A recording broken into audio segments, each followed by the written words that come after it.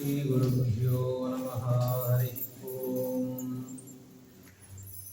जन्माद्यस्य यतोऽन्वयादितरतश्चार्थेष्वभिज्ञस्वराट् तेने ब्रह्महृदाय आदिकवये मुह्यन्ति यं सूरयः तेजो वारिमृदां यथा विनिमयो यत्र त्रिसर्गो मृषा धाम्ना स्वेन सदा निरस्तकुहकं सत्यं परं धीमहि ब्रह्मान्तामुरवः साक्षात् इष्टं दैवं श्रियः पतिः आचार्याः श्रीमदाचार्याः सन्तु मे जन्मजन्मनि शारदा भववाराशेः पारदा वरदा सताम् नीरदा वहरेर्ज्ञान सारदा पातु सर्वदा तपो विद्या विरक्त्यादि सद्गुणौघाकरानहं वादिराजगुरून् वन्दे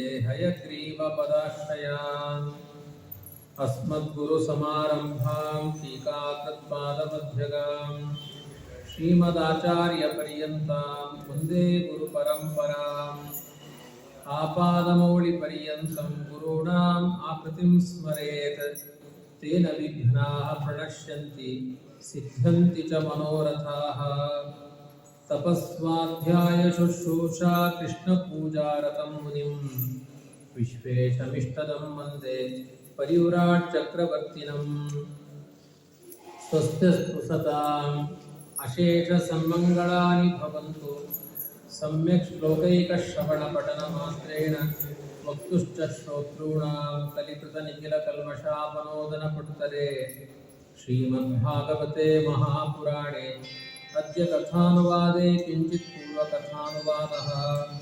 हरिः ओम् हरिः ओम् हरिः ओम्। ಪಂಚಮಸ್ಕಂದದಲ್ಲಿ ವೃಷಭ ಅನ್ನುವ ರೂಪದ ಭಗವಂತನ ಅವತಾರ, ಜಯಂತಿ ಎನ್ನುವ ಪತ್ನಿಯ ಮೂಲಕ 100 ಜನ ಮಕ್ಕಳನ್ನು ಪಡೆದ. ಆ ಮಕ್ಕಳಿಗೆಲ್ಲ ಬದುಕಿನ ಸಾರ್ಥಕ್ಯ ಏನು ಅನ್ನುವ ತತ್ವೋಪದೇಶಗಳನ್ನು ಮಾಡಿದ. ಜೀವನದಲ್ಲಿ ಭಗವದ್ಭಕ್ತಿ ಸಂಪಾದನೆಗಿಂತ ಶ್ರೇಷ್ಠವಾದ ಸತ್ಕರ್ಮ ಮತ್ತೊಂದಿಲ್ಲ. ಆ ಭಕ್ತಿ ಸಂಪಾದನೆಗೆ ಮಾಡಬೇಕಾದ ಕರ್ತವ್ಯಗಳು ಹತ್ತಾರಿದೆ. ಪ್ರಧಾನವಾಗಿ ಒಬ್ಬ ಗುರುವನ್ನು ಆಶ್ರಯಿಸಿ ಯಮ ನಿಯಮ ಪ್ರಾಣಾಯಾಮ ಪ್ರತ್ಯಾಹಾರಗಳ ಜೊತೆಗೆ ವಿಶೇಷವಾದ ಅಧ್ಯಯನದಲ್ಲಿ ತೊಡಗಿಸಿಕೊಳ್ಳಬೇಕು. ಅದಾದ ಮೇಲೆ ಆ ಗುರುಗಳ ಉಪದೇಶದಂತೆ ಭಗವದ್ಧ್ಯಾನದಲ್ಲಿ ಆಸಕ್ತರಾಗಿದ್ದರೆ ಭಕ್ತಿ ಉದಯವಾಗುತ್ತೆ. ಆದ್ದರಿಂದ ಎಲ್ಲ ಜೀವರಾಶಿಗಳಿಗೂ ಪ್ರತಿಬಂಧಕವಾಗಿರುವುದು ಲಿಂಗದೇಹ. ಲಿಂಗಂ ವ್ಯಪೋಹೇ ಕುಶಲೋ ಅಹಮಾಖ್ಯಂ ಅಂತ ಹೇಳಿದ್ದಾರೆ. ಒಬ್ಬ ದೊಡ್ಡ ದೈತ್ಯ ಇದ್ದ, ರಕ್ತ ಬೀಜಾಸುರ ಅಂತ. ಅವನೊಂದು ವರ ಕೇಳಿಕೊಂಡಿದ್ದ ರುದ್ರದೇವರ ಬಳಿ. ನನ್ನನ್ನು ಯಾರು ಸಂಹಾರ ಮಾಡ್ತಾರೆ, ನನ್ನ 1 ಹನಿ ರಕ್ತ ನನ್ನ ನೆತ್ತರು ಭೂಮಿಯಲ್ಲಿ ಬಿದ್ದರೆ 1 ಹನಿ ರಕ್ತದಿಂದ 1000 ಜನ ರಕ್ತ ಬೀಜಾಸುರರು ಹುಟ್ಟಬೇಕು ಅಂತ ವರ ಕೇಳಿದ್ದ. ಹಾಗಾಗಿ ಅವನ 1 ಹನಿ ರಕ್ತ ಬೀಳ್ತು ಅಂದರೆ 1000 ಜನ ರಕ್ತ ಬೀಜಾಸುರರು. ಮತ್ತೆ ಆ 1000 ಜನರಲ್ಲಿ ಒಬ್ಬನ ತಲೆಯನ್ನು ಕಡಿಯುವ ಹಾಗಿಲ್ಲ. ಒಬ್ಬನ ತಲೆ ಕಡಿದ್ರೆ ಮತ್ತೆ 1 ಹನಿ ಕೆಳಗೆ ಬಿದ್ದರೆ ಅದರಿಂದ 1000 ಜನ ರಕ್ತ ಬೀಜಾಸುರರು. ಹೀಗೆ ಅವನನ್ನ ಸಂಹಾರ ಮಾಡುವುದೇ ಬಹಳ ಕಷ್ಟ ಆಯಿತು. ಕೊನೆಗೆ ಭಗವಂತ ಬಂದ, ಅವನ ಎದೆಗೆ ಗುರಿ ಇಟ್ಟನಂತೆ. ಎದೆಗೆ ಗುರಿ ಇಟ್ಟು ಹೊಡೆದ, ಅವನ ಪ್ರಾಣ ಹೊರಟೋಯ್ತು. ರಕ್ತ ಬೀಳೋಕ್ಕಿಂತ ಮೊದಲು ಅವನ ಪ್ರಾಣ ಹೊರಟೋಯ್ತು. ಹಾಗೆ ಈ ರಕ್ತ ಬೀಜಾಸುರನ ಕಥೆಯನ್ನು ಯಾಕೆ ಹೇಳಿದೆ ಅಂದರೆ, ಈ ಒಂದು ಮನುಷ್ಯ ದೇಹ ಅಂತ ಇದೆ.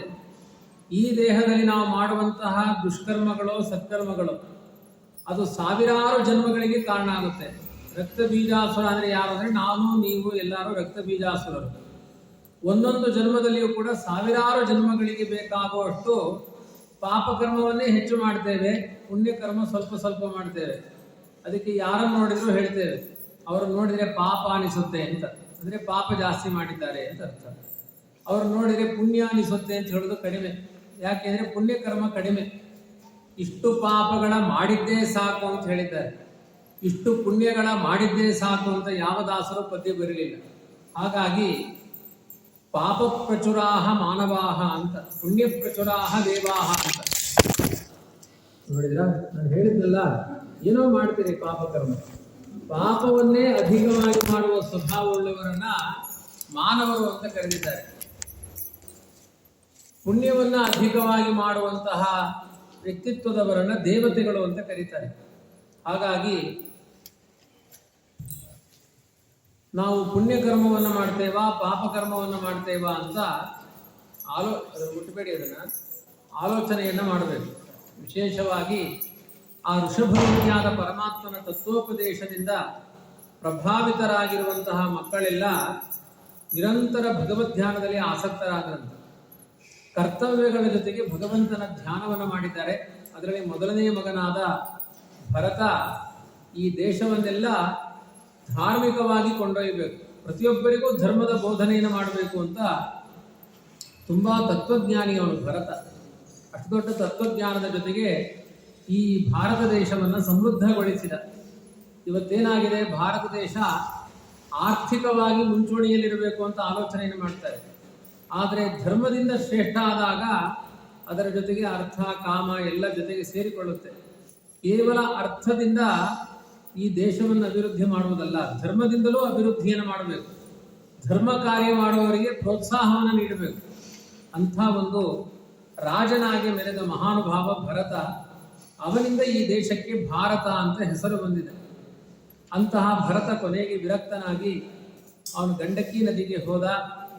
ಅಲ್ಲಿ ಒಂದು ಜಿಂಕೆಯ ಮೋಹಕ್ಕೆ ತುತ್ತಾದ. ಜನ್ಮಾಂತರದಲ್ಲಿ ಜಿಂಕೆಯಾಗಿ ಅದರ ಮುಂದಿನ ಜನ್ಮದಲ್ಲಿ ಒಬ್ಬ ಬ್ರಾಹ್ಮಣನ ಮಗನಾಗಿ ಅವತಾರ ಮಾಡಿ, ಆ ಬ್ರಾಹ್ಮಣನಾದಾಗಲೂ ಭಗವದ್ ಧ್ಯಾನದಿಂದ 10 ಜನಗಳಿಗೆ ಉಪಕಾರ ಮಾಡಿ, ಆ ಇಕ್ಷುಮತಿ ನದಿಯ ತಟದಲ್ಲಿರುವಂತಹ ರಹುಗಣನಿಗೆ ತತ್ವೋಪದೇಶ ಮಾಡಿ ಅವನಿಗೆ ಮೋಕ್ಷಕ್ಕೆ ಯೋಗ್ಯವಾದ ತತ್ವಜ್ಞಾನವನ್ನು ದಾನ ಮಾಡಿದ ಅಂತ ಆ ಭರತನ ಕಥೆಯನ್ನು ಹೇಳ್ತಾರೆ. ನಡುಭಾಗದಲ್ಲಿ ಪರೀಕ್ಷಿತ ರಾಜ ಕೇಳ್ತಾನೆ, ಪಂಚಮ ಸ್ಕಂದದ ಆರಂಭದಲ್ಲಿ ಸ್ವಯಂಭವ ಮನುವಿನ ಮಗನಾದ ಪ್ರಿಯವ್ರತ ರಾಜ,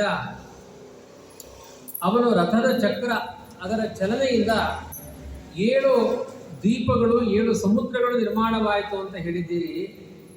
ಆ ಪ್ರಿಯವ್ರತ ರಾಜನ ಕಥಾ ವೈಭವದಲ್ಲಿ ಆದ ಭೂಮಂಡಲದ ವ್ಯಾಪ್ತಿಯನ್ನು ನಿರೂಪಣೆ ಮಾಡಬೇಕು ಅಂತ ಪರೀಕ್ಷಿತ ರಾಜ ಕಥೆಯ ಹಿಂದಿನ ಭಾಗಕ್ಕೆ ಹೋಗಿ, ನಾವು ಮುಂದೆ ಕೇಳಿದಾಗ ಹಿಂದೆಲ್ಲ ಮರೆತು ಹೋಗಿರುತ್ತೆ, ಅವನು ಕಥಾ ಹಿಂದಿನ ಭಾಗಕ್ಕೆ ಹೋಗಿ ಕೇಳ್ತಾನೋ ಪರೀಕ್ಷಿತ ರಾಜ, ಭೂಮಂಡಲದ ವ್ಯಾಪ್ತಿಯನ್ನು ಹೇಳಿ ಅಂತ. ಪ್ರಿಯವ್ರತ ರಾಜ ಸಂಚಾರ ಮಾಡುವ ರಥದ ಆಸನ, ಅವನು ಕೂತ್ಕೊಳ್ಳುವ ಪೀಠ, ಇವತ್ತು ನೋಡಿ ನಾನು ಹೀಗೆ ಕೂತಿದ್ದೇನೆ ಅಂದರೆ ಎಲ್ಲ ಸೇರಿ ಒಂದು 4 ಅಡಿ ವ್ಯಾಪ್ತಿಯಲ್ಲಿ ಮುಗಿಬಹುದು ಅಷ್ಟೇ. ಆದರೆ ಪ್ರಿಯವ್ರತ ಕೂತ್ಕೊಳ್ಳುವ ಆಸನದ ಭಾಗ 36,000 ಯೋಜನೆ ಇತ್ತಂತೆ. ಅಂದರೆ ಅದನ್ನು ಮತ್ತೆ 10ರಿಂದ ಗುಣಿಸಬೇಕು. ಹಾಗಾಗಿ ಅಷ್ಟು ದೊಡ್ಡ 3.5 ಕೋಟಿ ವ್ಯಾಪ್ತಿಯ ಅವನ ರಥದಲ್ಲಿ ಕೂತ್ಕೊಳ್ಳುವ ಪೀಠ. ಇನ್ನು ರಥದ ಚಕ್ರ ಹೇಗಿತ್ತು, ಒಂದು ಟರ್ನಿಂಗ್ ಅಲ್ಲಿ ಆ ರಥದ ಚಕ್ರ ಹೀಗೆ ತಿರುಗಿಸಿದ್ರೆ ಲಕ್ಷ ಲಕ್ಷ ಯೋಜನೆ ಎತ್ತರದ ದ್ವೀಪಗಳಾಗ್ತಾ ಇತ್ತಂತೆ. ಅಂಥ ದೊಡ್ಡ ಚಕ್ರವರ್ತಿ ಅಂತ ಹೇಳಿದ್ದಾರೆ. ಇದು ತ್ರೇತಾಯುಗದ ರಾಜರ ಶಕ್ತಿ, ಅವರ ಪ್ರಭಾವಗಳು. ನಮಗೆ ಇವತ್ತು ಮೊಬೈಲ್ ಎತ್ತಲಿಕ್ಕೆ ಶಕ್ತಿ ಇರಲ್ಲ, ಅದು ಕೆಳಗೆ ಬೀಳ್ತಾ ಇರುತ್ತೆ, ಎಷ್ಟು ಬಾರಿ ಸ್ಕ್ರೀನ್ ಹೊಡೆದೋಗುತ್ತೆ. ಆದರೆ ಅವತ್ತಿನ ರಾಜರ ಪರಾಕ್ರಮಗಳು, ಅಷ್ಟು ದೊಡ್ಡ ರಥದಲ್ಲಿ ಅವನು ಸಾಗುತ್ತಾ ಇದ್ರೆ ದೇವತೆಗಳ ಲೋಕದ ತನಕ ಆ ರಥದ ವ್ಯಾಪ್ತಿ ಇತ್ತು ಅಂತ ಹೇಳಿದ್ದಾರೆ. ಅವನ ರಥದ ಚಕ್ರ ತಿರುಗಿ ತಿರುಗಿ 7 ಸಮುದ್ರ 7 ದ್ವೀಪಗಳಾಯಿತು ಅಂತ ಹೇಳಿದ್ದಾರೆ. ಆಲೋಚನೆ ಮಾಡಿ, ಸಮುದ್ರ ಅಂದರೆ ಎಷ್ಟು ದೊಡ್ಡದಿದೆ.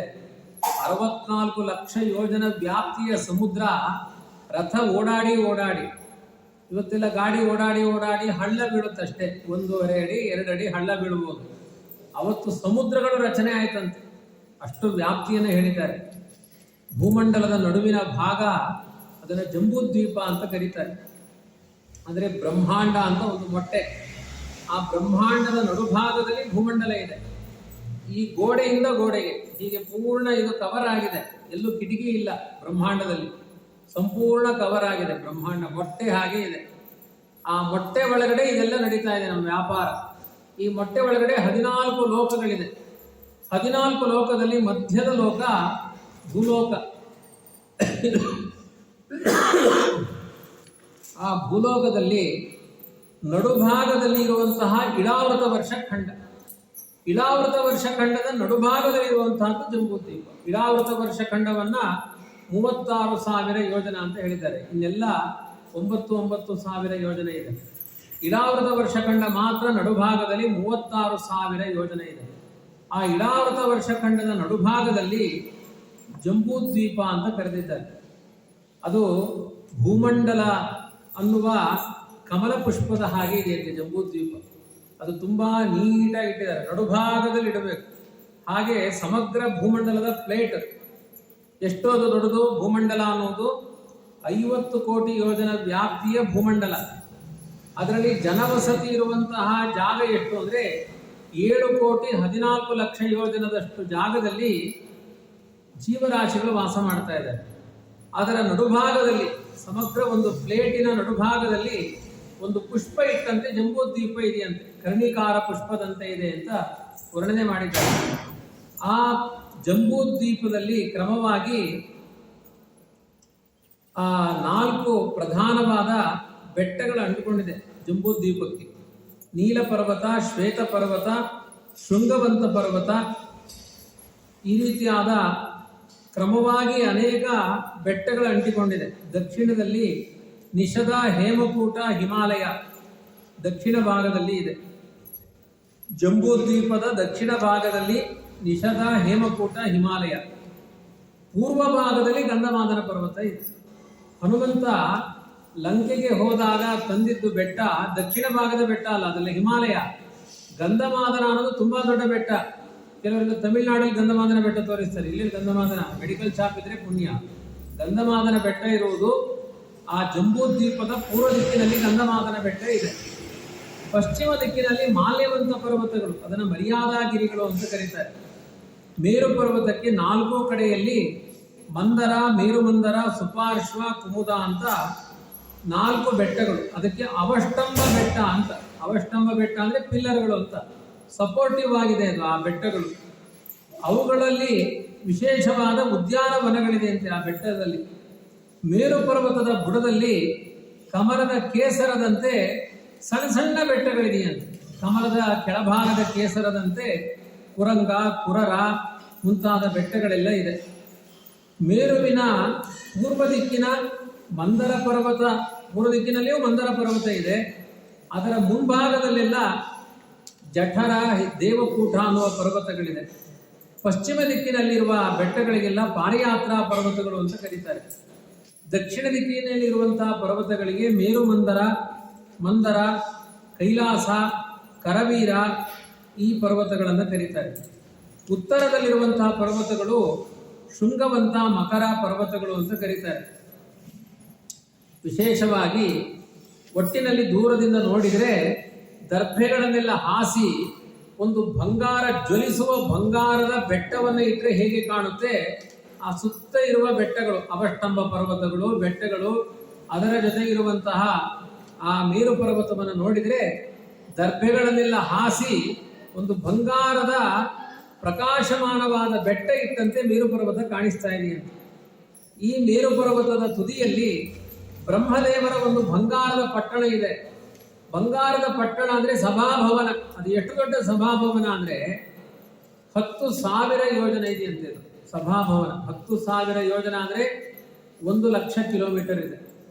ಆ ಸಭಾಭವನದಿಂದ ಅದರ ಎಂಟ್ರೆನ್ಸ್ ಇಂದ ಒಳಗಡೆಗೆ ಸ್ಟೇಜಲ್ಲಿ ಹೋಗಿ ಕೂತ್ಕೊಳ್ಳಿಕ್ಕೆ ವಿಮಾನಗಳಿದೆಯಂತೆ. ಮತ್ತು 1,00,000 ಯೋಜನೆ ಹೆಂಗೆ ಹೋಗ್ಬೇಕು?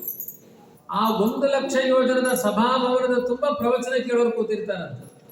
ಇವತ್ತು ಆ ಥರ ಏನಾದರೂ ಹಾಲ್ ಕಟ್ಟಿದ್ರೆ ಸಣ್ಣ ಹಾಲಲ್ಲೇ ಜನ ಬರಲ್ಲ. ಅಲ್ಲಿ ಮೇರು ಪರ್ವತದ ವೈಭವ ಅದೆಲ್ಲ. ಅದಕ್ಕೆ ಶತಕೋಟಿ ಅಂತ ಹೆಸರು. ಮೇರು ಪರ್ವತದ ಮೇಲಿರುವಂತಹ ಸಭಾಭವನಕ್ಕೆ ಶತಕೋಟಿ ಅಂತ ಹೆಸರು. ಈ ರೀತಿಯಾಗಿ ಆ ಶತಕೋಟಿ ಎನ್ನುವ ಸಭಾಭವನದ ಸುತ್ತ ಅಷ್ಟದಿಕ್ಪಾಲಕರ ಪಟ್ಟಣಗಳಿದೆಯಂತೆ. ಈಗೇನು ನಾವೆಲ್ಲ ಕೈ ಮುಗಿತೇವೆ, ಇಂದ್ರ, ಅಗ್ನಿ, ಯಮ, ನಿವೃತ್ತಿ, ವರುಣ, ವಾಯವ್ಯ, ವಾಯು, ಕುಬೇರ, ಈ ರೀತಿ ಈಶಾನ್ಯ, ಅದೆಲ್ಲವೂ ಕೂಡ ಆ ಮೇರು ಪರ್ವತದ ಅಷ್ಟದಿಕ್ಭಾಗಗಳಲ್ಲಿರುವಂತಹ ಅಷ್ಟದಿಕ್ಪತಿಗಳು, ಅಷ್ಟದಿಕ್ಪಾಲಕರು. ವಿಶೇಷವಾಗಿ ಬ್ರಹ್ಮಾಂಡದ ಕಟಾಹ, ಆ ಬಾಕ್ಯವಾದ ನೀರು ತ್ರಿವಿಕ್ರಮಾವತಾರದಲ್ಲಿ ಭಗವಂತ ಕಾಲು ಎತ್ತಿದ. ಎಲ್ಲಿ ನಿಂತೆತ್ತಿದ? ಕಾಲು ಎತ್ತಿದ್ದಲ್ಲಿ ತ್ರಿವಿಕ್ರಮ ಎಲ್ಲಿ? ಮತ್ತೆ ತಮಿಳ್ನಾಡು ತಿರುಪತಿಯವರು ಅಂದ್ಬಿಡ್ತೀರ ನೀವು. ಎಲ್ಲರೂ ತಮಿಳ್ನಾಡಿಗೆ ಸೇರ್ಕೊಂಡ್ಬಿಟ್ಟಿದ್ದಾನೆ ದೇವರು. ನಮ್ಮ ಕಡೆ ಬರೋದೇ ಇಲ್ಲ. ಹಾಗಾಗಿ ತಮಿಳ್ನಾಡಲ್ಲಿದ್ದವರು ತುಂಬ ಸತ್ಕರ್ಮ ಮಾಡ್ಲಿಕ್ಕೆ ಹೋಗಲ್ಲ. ಯಾಕೆಂದ್ರೆ ಎಲ್ಲಾ ದೇವಸ್ಥಾನಗಳು ತಮಿಳ್ನಾಡಲ್ಲೇ ಇದೆ. ಒಂದು ದೇವ ಮಂದಿರ ಇದ್ದಾಗ ಮನೇಲಿ ದೇವ್ರ ಪೂಜೆ ಜೋರಾಗಿ ಮಾಡಬಾರದಂತೆ. ಅದಕ್ಕಾಗಿ ತಮಿಳ್ನಾಡವರು ಯಾರೂ ಪೂಜೆ ಮಾಡಲ್ಲ. ಸರಿಯಾಗಿದೆ, ಇನ್ನೆಲ್ಲ ಗಂಡದರ ಹತ್ರ ಹೇಳ್ಬಿಡ್ಬೇಡಿ, ಮೊದಲೇ ಮಾಡಲ್ಲ, ಪೂರ್ಣ ನಿಲ್ಲಿಸಿಬಿಡ್ತಾರೆ. ತುಂಬಾ ದೇವಾಲಯಗಳು ಅಂದ್ರೆ ಬ್ರಹ್ಮಕರಾರ್ಚಿತ ಮಂದಿರಗಳಿದ್ದಾಗ ಮನೆಯಲ್ಲಿ ಪೂಜೆ ವೈಭವ ಮಾಡಬಾರ್ದಂತೆ. ದೇವಸ್ಥಾನಕ್ಕೆ ಹೋಗಿ ದೇವ ದರ್ಶನ ಮಾಡುವುದೇ ಒಂದು ಪೂಜಾ ವೈಭವ ಅಂತ ಹೇಳಿದ್ದಾರೆ. ಹಾಗಾಗಿ ಸರಿಯಾಗಿದೆ ಪೂಜೆ ಮಾಡ್ದೇ ಇರೋದು. ಅಂದ್ರೆ ಸಂಕ್ಷೇಪವಾಗಿ ಆದ್ರೂ ಮಾಡಬೇಕು, ತುಂಬಾ ವೈಭವ ಮಾಡಬಾರ್ದು. ದೇವಸ್ಥಾನದ ಗಂಟೆಯನ್ನೂ ಮೀರುವಷ್ಟು ಗಂಟೆ ಬಾರಿಸಬೇಡಿ ಅಂತ ಹೇಳಿದ್ದಾರೆ. ಅಷ್ಟು ದೊಡ್ಡ ಗಂಟೆ ಯಾರು ಇಲ್ಲ ಬಿಡಿ. ಆದ್ರಿಂದ ಆ ತ್ರಿವಿಕ್ರಮ ರೂಪಿಯಾದ ಪರಮಾತ್ಮ ಎಲ್ಲಿ ಅವತಾರ ಮಾಡಿದ? ಎಲ್ಲಿ ಅವತಾರ ಮಾಡಿದ? ನರ್ಮದಾ ನದಿಯ ತೀರದಲ್ಲಿ ತ್ರಿವಿಕ್ರಮನ ಅವತಾರ ಆಗಿದೆ. ತಿಳ್ಕೊಳ್ಳಿ, ತಮಿಳ್ನಾಡಲ್ಲ, ಭೃಗುವತ್ಸ ಅಂತ ಒಂದು ಹೆಸರು. ನರ್ಮದಾ ನದಿ ಎಲ್ಲಿದೆ ಹೇಳಿ? ನರ್ಮದಾ, ದೆಹಲಿ ಆ ಕಡೆಗೆ ತ್ರಿವಿಕ್ರಮನ ಅವತಾರ ಆಗಿದ್ದಲ್ಲಿ ಅಲ್ಲಿ ನರ್ಮದಾ ನದಿಯಲ್ಲಿ ಭೃಗುವತ್ಸ ಅಂತ ಒಂದು ಪ್ರದೇಶ. ಆ ಭೃಗುವತ್ಸ ಅನ್ನುವ ಜಾಗದಲ್ಲಿ ಬಲಿಚಕ್ರವರ್ತಿ ವಿಶ್ವಜಿತ್ಯಾಗ ಮಾಡ್ತಾ ಇದ್ದ. ಅಲ್ಲಿ ವಾಮನ ಹೋಗಿ ಭೂದಾನವನ್ನು ಬೇಡಿ ಅವನು ತ್ರಿವಿಕ್ರಮಾವತಾರವನ್ನು ತಾಳಿದ.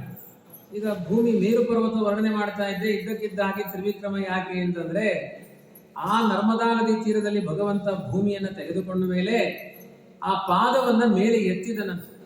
ಆ ಎತ್ತಿದ ಪಾದ ಎಲ್ಲಿಗೆ ಹೋಗಿ ತಾಗಿತು ಅಂದ್ರೆ, ಆ ಭೂಭಾಗದಿಂದ 25 ಕೋಟಿ ಯೋಜನ ಮೇಲೆ ತಾಗಿತಂತೆ ಆ ಕಾಲು. ಅದೆಂಥ ತ್ರಿವಿಕ್ರಮ!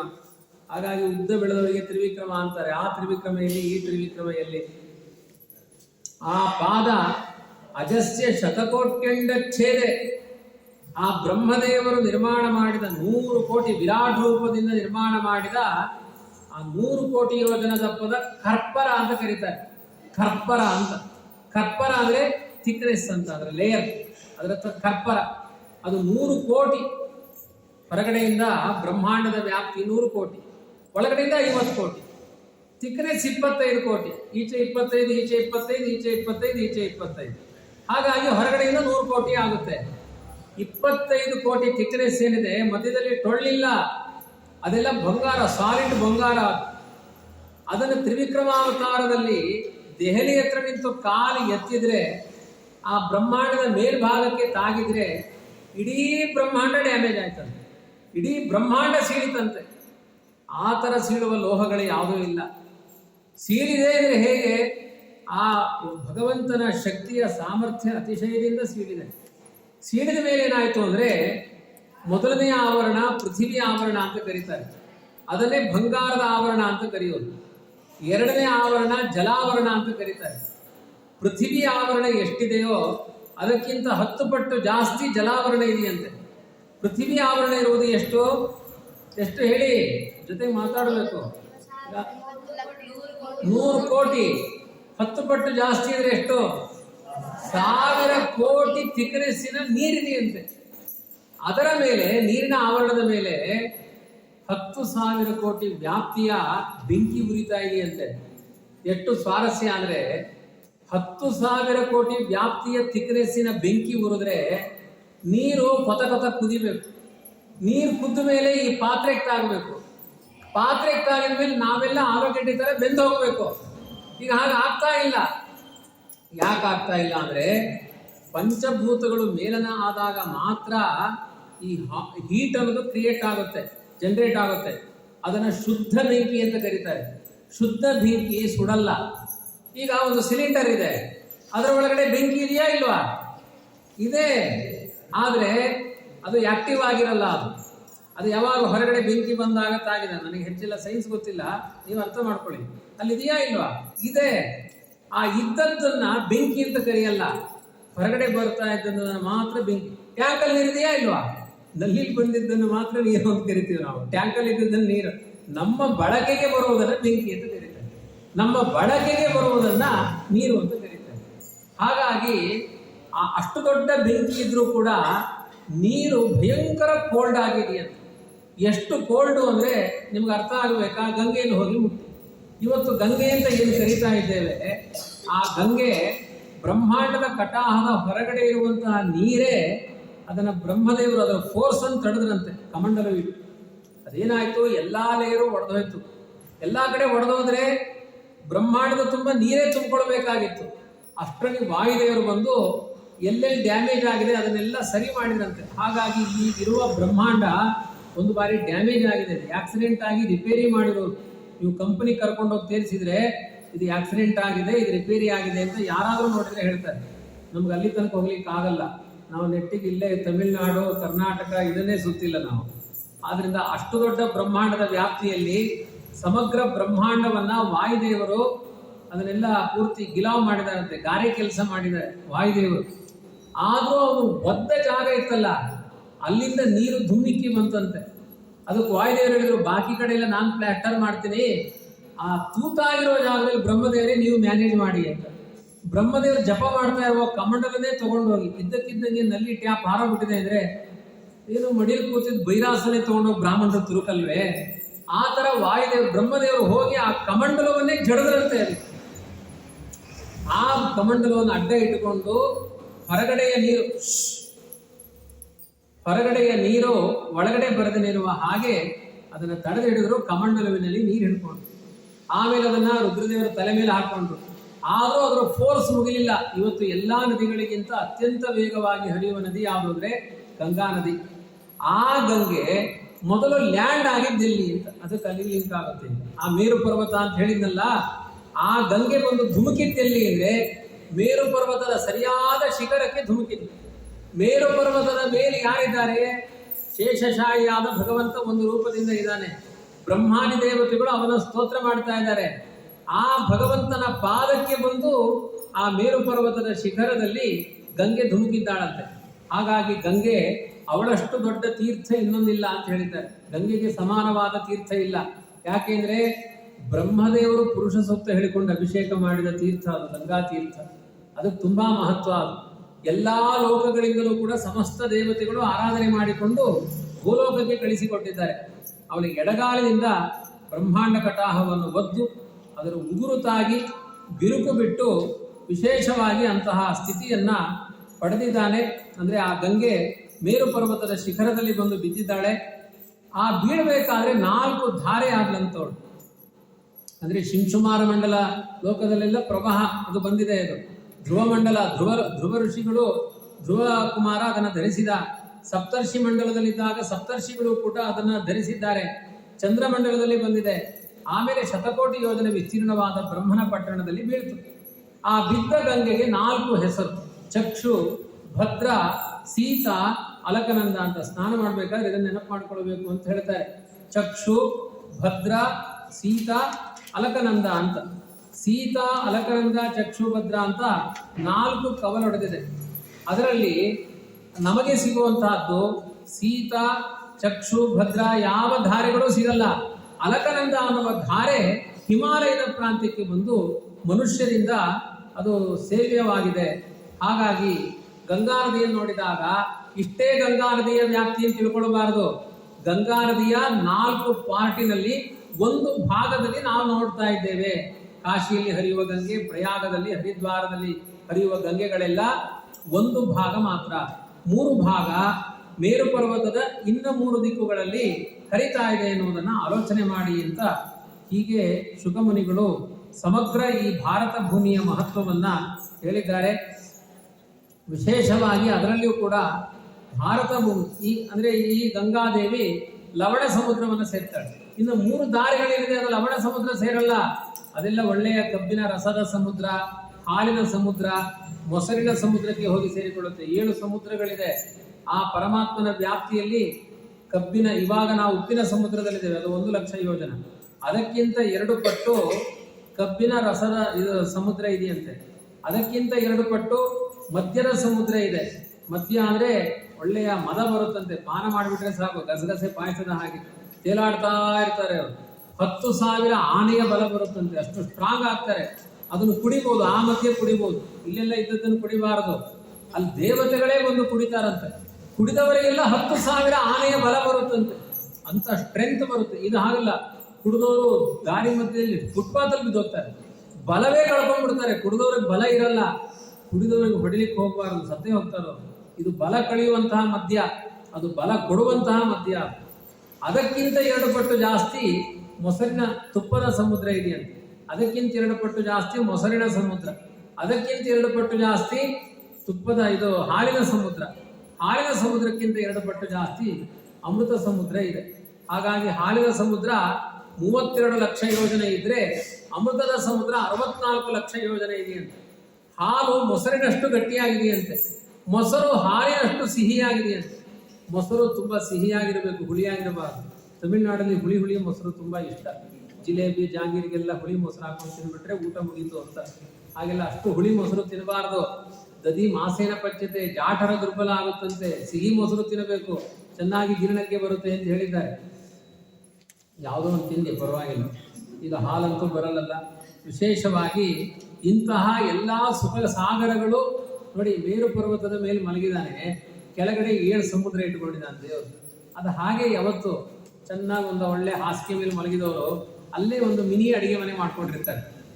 ಬೇಕಾದಾಗ ತೆಗೆದು ಪಡಕ್ಕನ್ನು ಬಾಯಿಗೆ ಹಾಕೊಳ್ಳೋದು, ಅದನ್ನು ಪಾನ ಮಾಡೋದು. ಸುಖ ಅಂದ್ರೆ ಹಾಗಿರಬೇಕು ಅಂತ.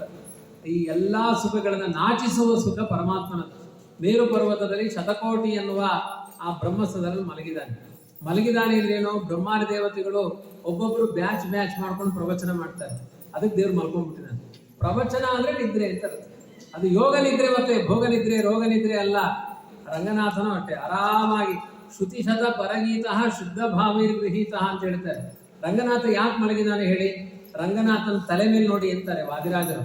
ಪಂಚಪಣ ಶೇಷ ಸ್ತೋತ್ರ ಮಾಡ್ತಾ ಇದ್ದಾನೆ, 5 ವೇದಗಳಿಂದ ಸ್ತೋತ್ರ ಮಾಡ್ತಾ ಇದ್ದಾನೆ. ಆ ಗಾನವೇ ಆಗಿದೆ, ಸಾಮಗಾನ. ಹೇಳ್ತಾ ಇದ್ರೆ 5 ನಿಮಿಷ ಕೇಳಿದ್ರೆ ನಿದ್ರೆ ಬಂದ್ಬಿಡುತ್ತೆ. ಹಾಗಾಗಿ ರಂಗನಾಥ ಮಲ್ಕೊಂಡ್ಬಿಟ್ಟಿದ್ದಾನೆ. ನಿರಂತರ ಮಲಗಿದಾಗ ಮತ್ತೆ ನಿದ್ರೆ ಬರಲ್ಲ. ಅದಕ್ಕೆ ಲಕ್ಷ್ಮಿಗೆ ಹೇಳಿದ್ದಾನೆ, ಸ್ವಲ್ಪ ಕಾಲು ಒತ್ತುತ್ತಾ ಇರೋ, ನಿದ್ರೆ ಬರದೇ ಇದ್ದಾಗ ಅಂತ. ಹೀಗೆಲ್ಲ ದೇವರ ನಟನೆ. ತತ್ವಜ್ಞಾನವನ್ನ ಅಪೇಕ್ಷೆ ಪಡ್ತಾನೆ ಅಂತ ಅರ್ಥ. ಪರಮಾತ್ಮ ಬ್ರಹ್ಮಾಂಡ ದೇವತೆಗಳಿಂದ ವಿಶೇಷವಾದ ಜ್ಞಾನವನ್ನ ಬಯಸ್ತಾನೆ. ಅವರೆಲ್ಲ ಸ್ತೋತ್ರ ಮಾಡ್ತಾರೆ.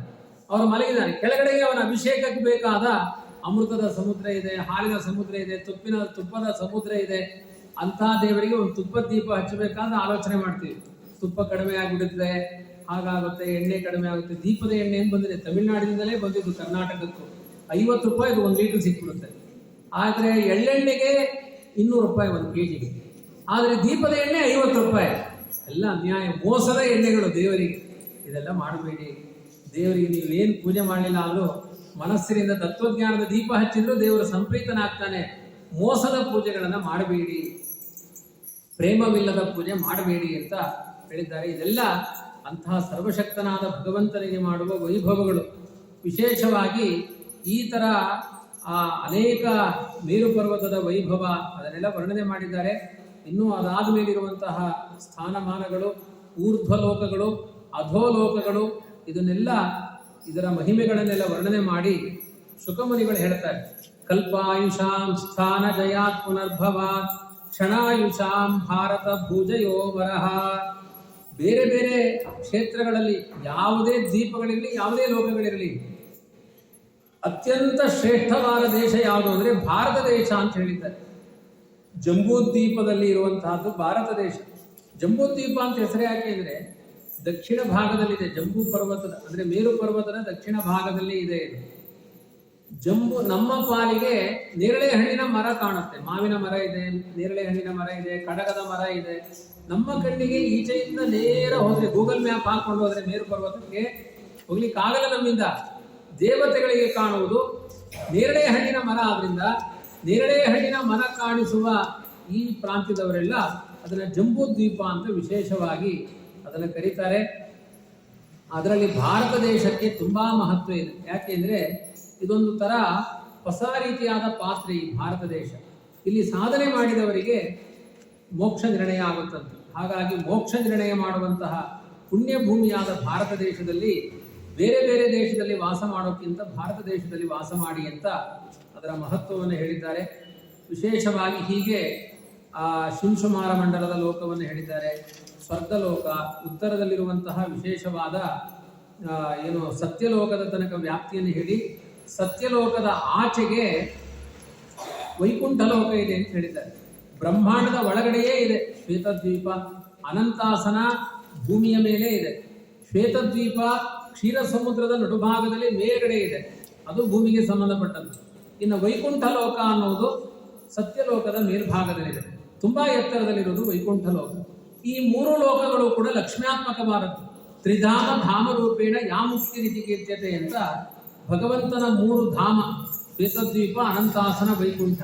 ಅದಕ್ಕೆ ಶ್ರೀಭೂ ದುರ್ಗಾ ರೂಪದಿಂದ ಲಕ್ಷ್ಮೀದೇವಿ ನಿಯಾಮಕಳಾಗಿದ್ದಾಳೆ.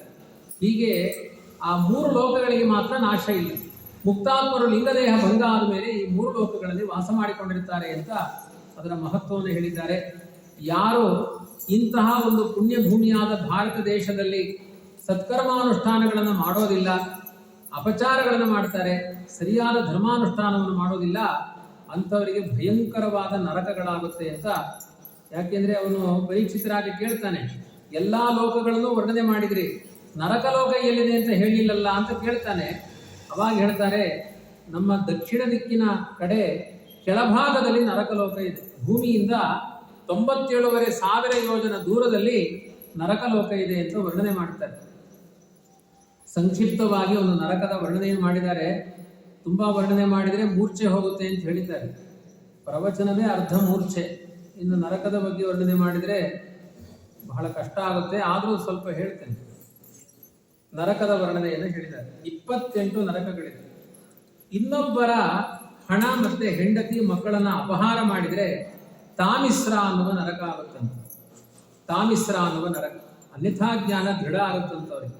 ಯಾರು ಇನ್ನೊಬ್ಬರ ಹಣ ಹೆಂಡತಿಯನ್ನೆಲ್ಲ ಅಪಹಾರ ಮಾಡ್ತಾರೆ, ಕತ್ತಲೆಯ ನರಕದಲ್ಲಿ ದೊಡ್ಡ ದೊಡ್ಡ ಪ್ರಾಣಿಗಳು ಬಂದು ಅವರನ್ನು ಹಿಂಸೆ ಮಾಡುತ್ತಂತೆ. ಇನ್ನೊಬ್ಬರನ್ನ ಹತ್ಯೆ ಮಾಡಿ ಎಲ್ಲವನ್ನು ಅಪಹಾರ ಮಾಡಿದರೆ, ಕೊಲೆ ಮಾಡದೆ ಅಪಹಾರ ಮಾಡಿದರೆ ತಾಮಿಸ್ರ, ಕೊಲೆ ಮಾಡಿ ಅಪಹಾರ ಮಾಡಿದರೆ ಅಂಧ ತಾಮಿಸ್ರ ಅನ್ನುವ ನರಕ ಸಿಗುತ್ತದೆ. ಇನ್ನು ಪ್ರಾಣಿಗಳಿಗೆ ದ್ರೋಹ ಮಾಡಿದರೆ, ಯಾವುದೋ ಪ್ರಾಣಿಗಳಿಗೆ ಅಂದ್ರೆ ಏನು, ಪ್ರಾಣಿಗಳ ದ್ರೋಹ ಅಂದರೆ ನಮ್ಮ ಸ್ವಾರ್ಥಕ್ಕೋಸ್ಕರ ಪ್ರಾಣಿಗಳನ್ನು ಹೊಡೆದು ತಿನ್ನುವುದು, ಇವೆಲ್ಲ ಮಾಡಿದರೆ ರೌರವ ನರಕ. ರೌರವ ನರಕ ಅಂದರೆ ಅದೆಲ್ಲ ಕೀವು ಮಲಮೂತ್ರಗಳದ್ದೇ ದೊಡ್ಡ ಸಮುದ್ರ ಅಂತ, ಅದರಲ್ಲಿ ಹಾಕ್ತಾರಂತೆ ಜೀವರಾಶಿಗಳನ್ನು. ಇನ್ನೂ ಎಲ್ಲ ಪ್ರಾಣಿಗಳಿಗೆ ಹೆಚ್ಚಿನ ದ್ರೋಹಗಳನ್ನು ಮಾಡಿದರೆ ಮಹಾರೌರವ ಅಂತ ನರಕವನ್ನು ಹೇಳಿದ್ದಾರೆ. ಪಶು ಪಕ್ಷಿಗಳನ್ನ ಬೇಯಿಸಿಕೊಂಡು ತಿಂದರೆ, ಅದನ್ನು ಫ್ರೈ ಮಾಡಿದರೆ, ಇವತ್ತೆಲ್ಲ ಬೆಂಗಳೂರಿನಲ್ಲಿ ಜಾಸ್ತಿ ಇದೆ, ಅದು ವಾಸನೆ ಬರ್ತಾ ಇರುತ್ತೆ, ಅದನ್ನೆಲ್ಲ ಮಾಂಸಗಳನ್ನೆಲ್ಲ ಅಲ್ಲಲ್ಲಿ ಫ್ರೈ ಮಾಡಿ ತಿಂತಾರೆ. ಅವ್ರನ್ನೆಲ್ಲ ನೋಡಿದಾಗ ಕುಂಭೀಪಾಕ ಅನ್ನುವ ನರಕಕ್ಕೆ ಹೋಗ್ತಾರಂತೆ. ಅಲ್ಲೇನ್ ಮಾಡ್ತಾರೆ ಅಂದ್ರೆ ಮಲಮೂತ್ರಗಳನ್ನ ಬೇಯಿಸಿ ಅದರಲ್ಲಿ ಈ ಜೀವರಾಶಿಗಳನ್ನ ಹಾಕ್ತಾರೆ, ಅದರಲ್ಲಿ ಅವ್ರನ್ನ ಕುದಿಸ್ತಾರಂತೆ. ಇನ್ನು ತಂದೆ ತಾಯಿ ಬ್ರಾಹ್ಮಣರಿಗೆ ದ್ರೋಹ ಮಾಡಿದ್ರೆ ಅವರಿಗೆ ಕಾಲಸೂತ್ರ ನರಕ, ಗರಗಸಗಳಿಂದ ಕುಯ್ತಾ ಇರ್ತಾರಂತೆ ಅವರಿಗೆ. ಅಂದ್ರೆ ದೇಹ ತುಂಡ ಆಗಲ್ಲ, ಆ ವೇದನೆ ಆಗ್ತಾ ಇರುತ್ತಂತೆ. ಅಂತ ಭಯಂಕರವಾದ ನರಕ ತಂದೆ ತಾಯಿಗಳ ದ್ರೋಹ ಮಾಡಿದವರಿಗೆ. ಅಂದ್ರೆ ಅಪ್ಪ ಅಮ್ಮನ ತಗೊಂಡೋಗಿ ವೃದ್ಧಾಶ್ರಮದಲ್ಲಿ ಹಾಕಿ ಸುಖವಾಗಿರುವುದು, ಅಂಥವರಿಗೆಲ್ಲ ಅಪ್ಪ ಅಮ್ಮನ ವೃದ್ಧಾಶ್ರಮದಲ್ಲಿ ಹಾಕಿದವರಿಗೆ ಅಂತಾನೆ ಹೇಳಿದ್ದಾರೆ, ಅವರಿಗೆಲ್ಲ ಕಾಲಸೂತ್ರ ನರಕ. ಇನ್ನು ಕೆಲವರು ಅಲ್ಲೂ ಹಾಕಲ್ಲ, ಮನೆಯಲ್ಲೂ ಸರಿಯಾಗಿ ನೋಡ್ಕೊಳ್ಳಲ್ಲ, ಅವರಿಗೆ ಮಹಾಕಾಲಸೂತ್ರ ನರಕ. ಇನ್ನ ಈ ಪುಣ್ಯ ಭೂಮಿಯಾದ ಭಾರತ ದೇಶದಲ್ಲಿ ಹುಟ್ಟಿ ದೇವರು ಧರ್ಮ ಇದನ್ನೆಲ್ಲ ಪ್ರೀತಿ ಮಾಡಲಿಲ್ಲ ಅಂದ್ರೆ ಅಸಿಪತ್ರವನ ನರಕ ಅಂತ ಹೇಳಿದ್ದಾರೆ. ಖಡ್ಗದಂತ ಮರಗಳ ಬುಡದಲ್ಲಿ ಕೂಡಿಸ್ತಾರಂತೆ, ನಿರಂತರ 1000 ಖಡ್ಗಗಳು ಅವರ ತಲೆ ಮೇಲೆ ಬೀಳ್ತಾನೇ ಇರುತ್ತೆ. ಮತ್ತೆ ಬ್ರಾಹ್ಮಣರಿಗೆ ದೇಹದಂಡನವನ್ನು ಮಾಡಬಾರದಂತೆ, ಅವರಿಗೆ ಸೂಕರ ಮುಖ ನರಕ ಅಂತ ಅದೊಂದು ಭಯಾನಕವಾದ ನರಕ. ಇನ್ನ ಸೊಳ್ಳೆ, ತಿಗಣೆ, ಕ್ಷುದ್ರ ಜಂತುಗಳನ್ನೆಲ್ಲ ಕೊಂದವರಿಗೆ, ಸೊಳ್ಳೆಯನ್ನು ಕೊಲ್ಲಬಹುದು ಅಂತ ಹೇಳ್ತಿರ್ತೀನಿ ನಾನು. ಅಂದರೆ ಅದು ಹಾಲಾಹಲ ವಿಷದಿಂದ ಹುಟ್ಟಿದ್ದು ಸೊಳ್ಳೆ ಅಂತ. ನಮಗೆ ಉಪದ್ರವ ಮಾಡ್ಲಿಕ್ಕೆ ಬಂದಾಗ ಮಾತ್ರ ಕೊಲ್ಲಬೇಕು. ಇನ್ನು ಸೊಳ್ಳೆ ಕೊಲ್ಲಿಕ್ಕೆ ಹೇಳಿದ್ದಾರೆ ಅಂದ್ಬಿಟ್ಟು ಎಲ್ಲೆಲ್ಲೋ ಹೋಗಿ ಸ್ಪ್ರೇ ಮಾಡೋದಲ್ಲ. ನಮಗೆ ಉಪದ್ರವ ಆದಷ್ಟು ಓಡಿಸಬೇಕು, ಬರದೇ ಇರೋ ಹಾಗೆ ನೋಡಬೇಕು. ತುಂಬ ಅನಿವಾರ್ಯ ಆದಾಗ ಕೃಷ್ಣ ಕೃಷ್ಣ ಅಂತ ಹೇಳಿ ಹೊಡೆದ್ಬಿಡುದು, ಏನು ಮಾಡಲಿಕ್ಕಾಗುತ್ತೆ. ಅವರಿಗೆ ಕ್ಷುದ್ರ ಜಂತು ನರಕ ಅಂತ ಹೇಳಿದ್ದಾರೆ, ಅಂಧಕೋಪ ನರಕ. ಇನ್ನು ಪಂಚಯಜ್ಞಗಳನ್ನು ಮಾಡಬೇಕು. ವೈಶ್ವದೇವ, ಬಲಿಹರಣ, ದೇವ, ಋಷಿ ತರ್ಪಣಗಳನ್ನೆಲ್ಲ ಕೊಟ್ಟು ಅತಿಥಿ ಅಭ್ಯಾಗತರ ಆರಾಧನೆ ಮಾಡಿ ಊಟ ಮಾಡಬೇಕಂತೆ.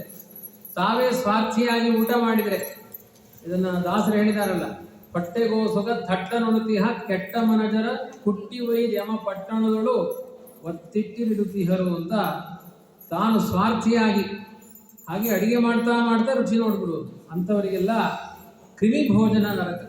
ತಟ್ಟೆ ತುಂಬ, ಬಹುಶೇಕ ಅದು ಚೈನಾನೇ ಇರಬೇಕು ಕ್ರಿಮಿ ಭೋಜನ, ಅಲ್ಲಿ ಹುಟ್ಟಿಸ್ತಾರೆ.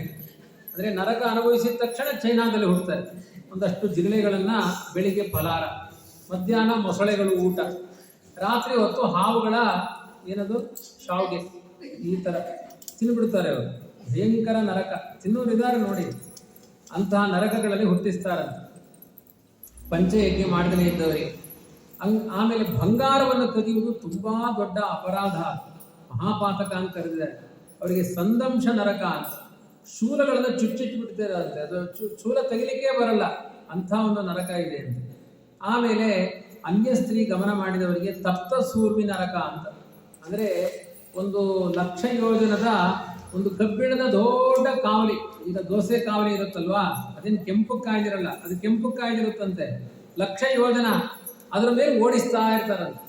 ಬಿದ್ದರೆ ಇಡೀ ಮೈ ಸುಡುತ್ತೆ ಅಂದ್ಬಿಟ್ಟು ಓಡಕ್ಕೆ ಹೋಗ್ತಾನೆ, ಬರೀ ಕಾಲು ಮಾತ್ರ ಸುಡ್ಲಿ ಅಂತ ಓಡ್ತಾನೆ ಇರ್ತಾನೆ. ಹೆಣ್ಣು ಮುಗಿಯುತ್ತೇನು ಕೊಡ್ತಾನೆ, ಮುಗಿಯೋದೇ ಇಲ್ಲ. ಈ ಥರ 10,000 ವರ್ಷ ಓಡಿಸ್ತಾರಂತೆ. ಅವನು ಸಾಯಲ್ಲ, ಮತ್ತೆ BP ಶುಗರ್ ಡೌನ್ ಆಗೋದೇ ಇಲ್ಲ. ಅದಕ್ಕೆ ಯಾತನಾ ದೇಹ ಅಂತ ಕರೀತಾರೆ. ಇದಾದರೆ ಒಂದೇ ಸಲ ಸುಟ್ಟೋಗ್ಬಿಡುತ್ತೆ, ಸತ್ತೇ ಹೋಗ್ಬಿಡುತ್ತೆ. ಅದು ಸಾಯಲ್ಲ, ಆ ವೇದನೆ ಮಾತ್ರ ಆಗ್ತಾ ಇರುತ್ತೆ. ತಪ್ತ ಸೂರ್ಮಿ ನರಕ. ಹೀಗೆ ಕೇಳ್ತಾ ಇರಿ, ಮೂರ್ಛೆ ಹೋಗ್ತೀವಿ. ಕಂಡ ಸ್ತ್ರೀಯರ ಸಂಘದಿಂದ ಸುಖ ಪಡ್ತಾ ಇದ್ರೆ ವಜ್ರಕಂಟಕ ಶಾಲ್ಮಲಿ ನರಕ ಅಂತ ಹೇಳಿದ್ದಾರೆ. ಇನ್ನ ಪಾಖಂಡಿ ಆಗಿದ್ರೆ ರಾಜ, ಅವನಿಗೆ ವೈತರಣಿ ನರಕ ಅಂತ ಹೇಳಿದ್ದಾರೆ. ದೇವರು ಧರ್ಮವನ್ನು ನಿಂದನೆ ಮಾಡುವಂತಹ ರಾಜರಿಗೆ, ತಮಿಳುನಾಡು ತುಂಬಾ ಜನ ರಾಜರು ಹೋಗಿದ್ದಾರೆ, ಈಗ ವೈತರಣಿ ನರಕಕ್ಕೆ ಹೋಗಿದ್ದಾರೆ. ಆಮೇಲೆ ನೀಚ ಜಾತಿ ಸ್ತ್ರೀ ಸಂಘ ಮಾಡಿದವರಿಗೆ ಪೂಯೋದ ನರಕ ಅಂತ. ಅಂದ್ರೇನು, ಮಲದ ಸರೋವರ ಅಂತೆ, ಅದರಲ್ಲೇ ಹಾಕ್ತಾರಂತೆ. ಬೇಟೆಯ ನಿಯಮವನ್ನು ಉಲ್ಲಂಘನೆ ಮಾಡಿ ಮೃಗಹತ್ಯೆ ಮಾಡಿದವ ರಾಜರಿಗೆ ಪ್ರಾಣರೋಧ ನರಕ. ದಂಬಾಚಾರದಿಂದ ಯಜ್ಞದಲ್ಲಿ ಪಶುವಧೇನ ಮಾಡಿದವರಿಗೆ ವಿಷಸನ ನರಕ. ಆ ದ್ವಿಜ ಕಾಮಾಂಧತೆಯಿಂದ ಏನು ಅಂದರೆ ಪತ್ನಿಯರಿಗೆಲ್ಲ ರೇತಪಾನ ಮಾಡುವುದು, ಆ ಉಲ್ಲಂಘನೆ ಮಾಡಿ ಕಾಮದಲ್ಲಿ ಆಸಕ್ತರಾಗುವುದು, ಅವರಿಗೆಲ್ಲ ಲಾಲಾಭಕ್ಷ ನರಕ ಅಂತ ಭಯಂಕರವಾದ ಲೋಹಗಳ ರಸವನ್ನು ಮಾಡಿ ಬಾಯಿಗೆ ಸುರಿತಾರಂತೆ. ರಾಜ ದರೋಡೆ ಮಾಡಿದರೆ ಸಾರಮೇಯಾದನ ನರಕ ಅಂತ. ರಾಜನೇ ದರೋಡೆ ಮಾಡಿದರೆ ನಾಯಿಗಳನ್ನು ಬೇಯಿಸಿ ತಿನ್ನುವ ನರಕ ಅಂತ ಹೇಳಿದ್ದಾರೆ.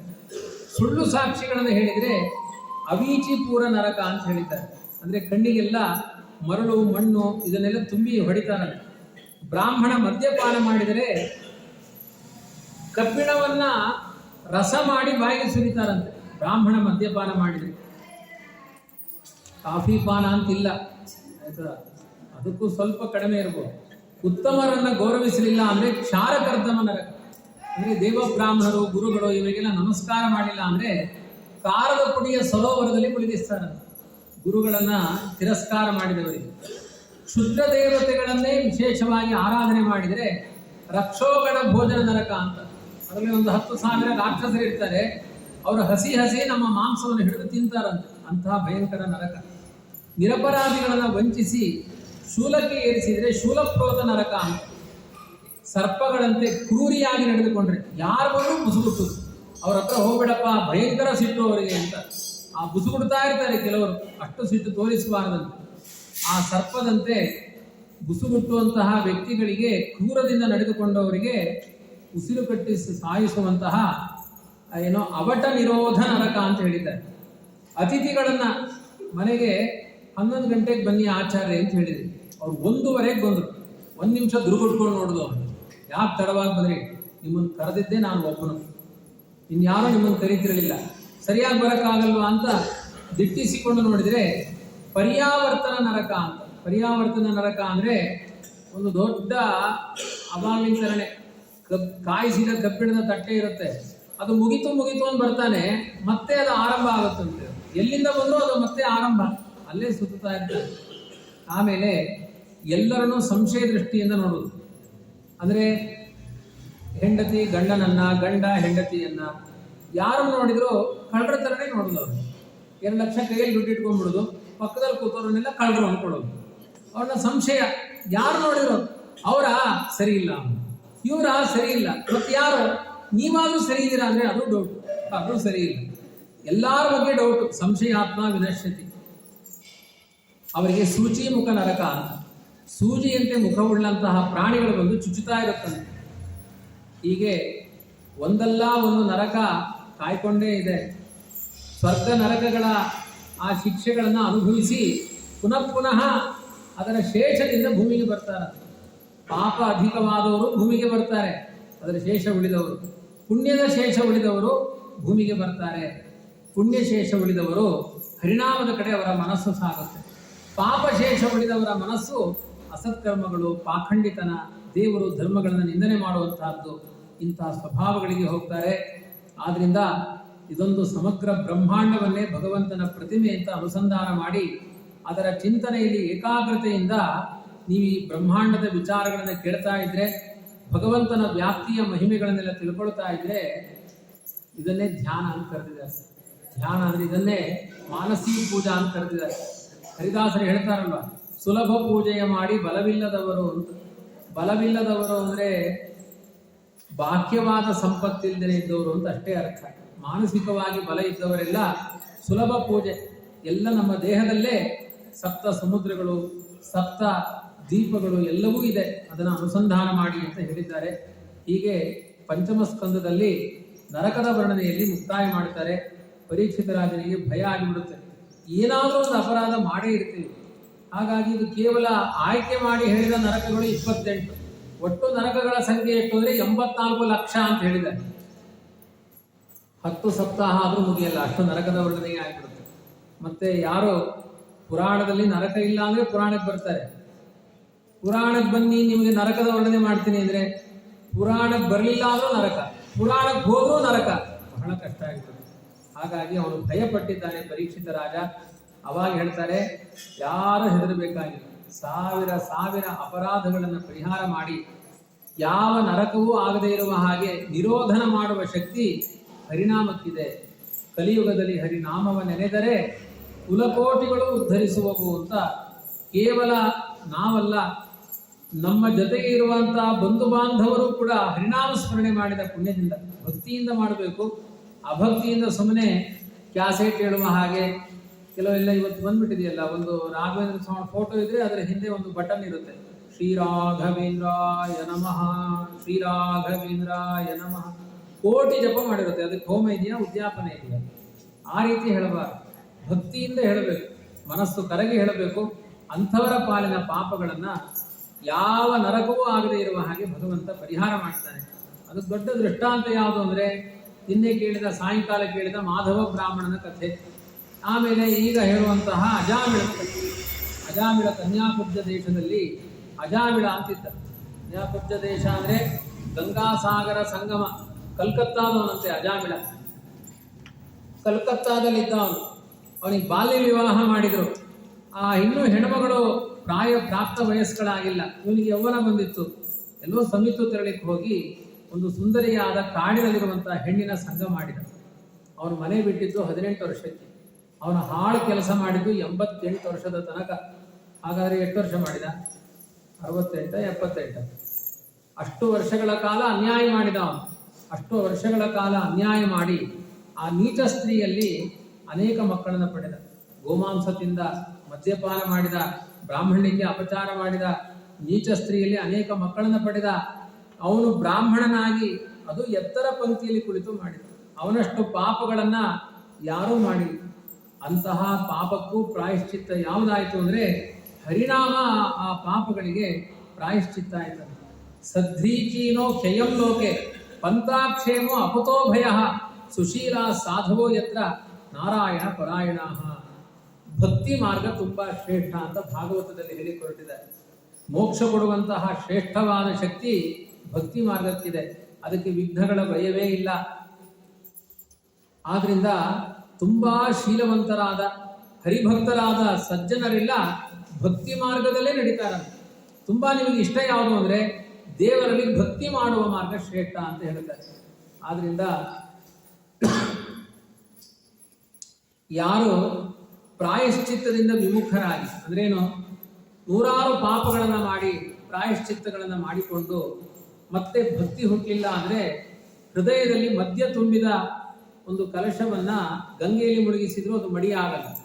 ಯಾಕೆಂದ್ರೆ ಆ ಕಲಶದ ತುಂಬ ಮದ್ಯ ತುಂಬಿದೆ, ಅದನ್ನು ಗಂಗೆಯಲ್ಲಿ ಮುಳುಗಿಸಿಟ್ರೆ ಮಡಿಯಾಗುತ್ತಾ? ಹಾಗೆ ಯಾರ ಹೃದಯದಲ್ಲಿ ಭಕ್ತಿ ಎನ್ನುವ ಅಮೃತ ಸೇರಿಲ್ಲ ಅವರು ಎಲ್ಲಿ ಮುಳುಗಿದ್ರು ಮಡಿಯಾಗಲ್ಲ. ಯಾರ ಹೃದಯದಲ್ಲಿ ಭಕ್ತಿ ಇದೆ ಅವರು ತಮ್ಮ ಜೊತೆಗೆ ಮತ್ತೊಬ್ಬರನ್ನು ಉದ್ಧಾರ ಮಾಡ್ತಾರೆ. ಸಕೃನ್ಮನ ಕೃಷ್ಣ ಪದಾರವಿಂದಯೋ ನಿರ್ವೇಶಿತಂ ತದ್ಗುಣರಾಗೀರಿಹ ನತೇ ಯಮಂ ಪಾಶಭೃತಶ್ಚ ತದ್ಭಟಾನ್ ಸ್ವಪ್ನೇಪಿ ಪಶ್ಯಂತಿ ಹಿ ಚೀರ್ಣ ನಿಶ್ರುತಾಃ. ಕೃಷ್ಣನ ಪಾದಾರವಿಂದದ ಗುಣದಲ್ಲಿ ಯಾರು ಆಸಕ್ತರಾಗಿರ್ತಾರೆ, ಅವರ ಮನಸ್ಸು ದುಂಬಿಯಂತೆ ದೇವರ ಪಾದಾರವಿಂದವನ್ನೇ ಸ್ಮರಣೆ ಮಾಡ್ತಾ ಇದೆ, ಅವರು ಎಲ್ಲ ಪ್ರಾಯಶ್ಚಿತ್ತಗಳನ್ನು ಮಾಡಿದರೂ ಸರಿ, ಮಾಡದೇ ಇದ್ರೂ ಸರಿ, ಕನಸಿನಲ್ಲಿಯೂ ಅವರನ್ನ ಯಮದೂತರು ಬಂದು ಅಪಹಾರ ಮಾಡಲ್ಲ. ಅದಕ್ಕೆ ದೊಡ್ಡ ದೃಷ್ಟಾಂತ ಕಾನ್ಯಕುಬ್ಜೆ ದ್ವಿಜಕ್ಕಶ್ಚಿತ್ ದಾಸಿ ಪತಿ ರಜಾಮಿಳಃ. ಗಂಗಾ ಯಮುನಾ ಸಂಗಮ ಅವನು ವಾಸ ಮಾಡಿದ್ದು. ಕಲ್ಕತ್ತಾ ತನಕ ಅವನ ವ್ಯಾಪ್ತಿ ಇತ್ತು. ಗಂಗಾ ಯಮುನಾ ಸಂಗಮ ಅಂದರೆ ಪ್ರಯಾಗ ಕ್ಷೇತ್ರ. ಆ ಪ್ರಯಾಗ ಕ್ಷೇತ್ರದಲ್ಲಿ ಅವನು ವಾಸ ಮಾಡಿಕೊಂಡಿದ್ದ. ಬಾಲ್ಯ ವಿವಾಹದಲ್ಲಿ ಇದ್ದು ಕೊನೆಗೆ ಅವನು ಒಂದು ನೀಚ ಸ್ತ್ರೀ ಸಂಘ ಮಾಡಿ ಸದಾಚಾರಗಳನ್ನೆಲ್ಲ ಬದಿಗೊತ್ತಿದ್ದ. ಏನ್ ಮಾಡ್ತಾ ಇದ್ದ ಜೀವನಕ್ಕೆ ಅಂದರೆ ದಾರಿಲಿ ಹೋಗೋರಿಗೆಲ್ಲ ದರೋಡೆ ಮಾಡ್ತಾ ಇದ್ದಂತೆ, ಸುಲಿಗೆ ಮಾಡ್ತಾ ಇದ್ದಂತೆ, ಜೂಜಾಟ ಆಡ್ತಾ ಇದ್ದಂತೆ. 88 ವರ್ಷ ಅವನ ಜೀವನದ ಪದ್ಧತಿ. ಸುಳ್ಳು ಹೇಳ್ತಾ ಇದ್ದ, ಕಳ್ಳತನ ಮಾಡ್ತಾ ಇದ್ದ, ಸಾವಿರಾರು ಮರ್ಡರ್ ಮಾಡಿದಂತ. ಅಜಾಮಿಳನ ಹಿಸ್ಟ್ರಿ ಹೀಗೆ ಹೇಳ್ಬೇಕು ಕಲಿಯುಗದಲ್ಲಿ, ಹಿಸ್ಟ್ರಿ ಮರ್ಡರ್ ಎಲ್ಲ ಇದೆಯಂತೆ. ಈನ ವೃತ್ತಿಗಳು, ಅಶುಚಿಯಾದ ನರಕಕ್ಕೆ ಬೀಳುವಂತಹ ಎಲ್ಲ ಕೆಲಸ ಮಾಡಿದ್ದಾನೆ. ಅತ್ಯಂತ ನೀಚ ಜಾತಿಯವಳಲ್ಲಿ 8-10 ಮಕ್ಕಳನ್ನ ಪಡೆದಿದ್ದಾನೆ.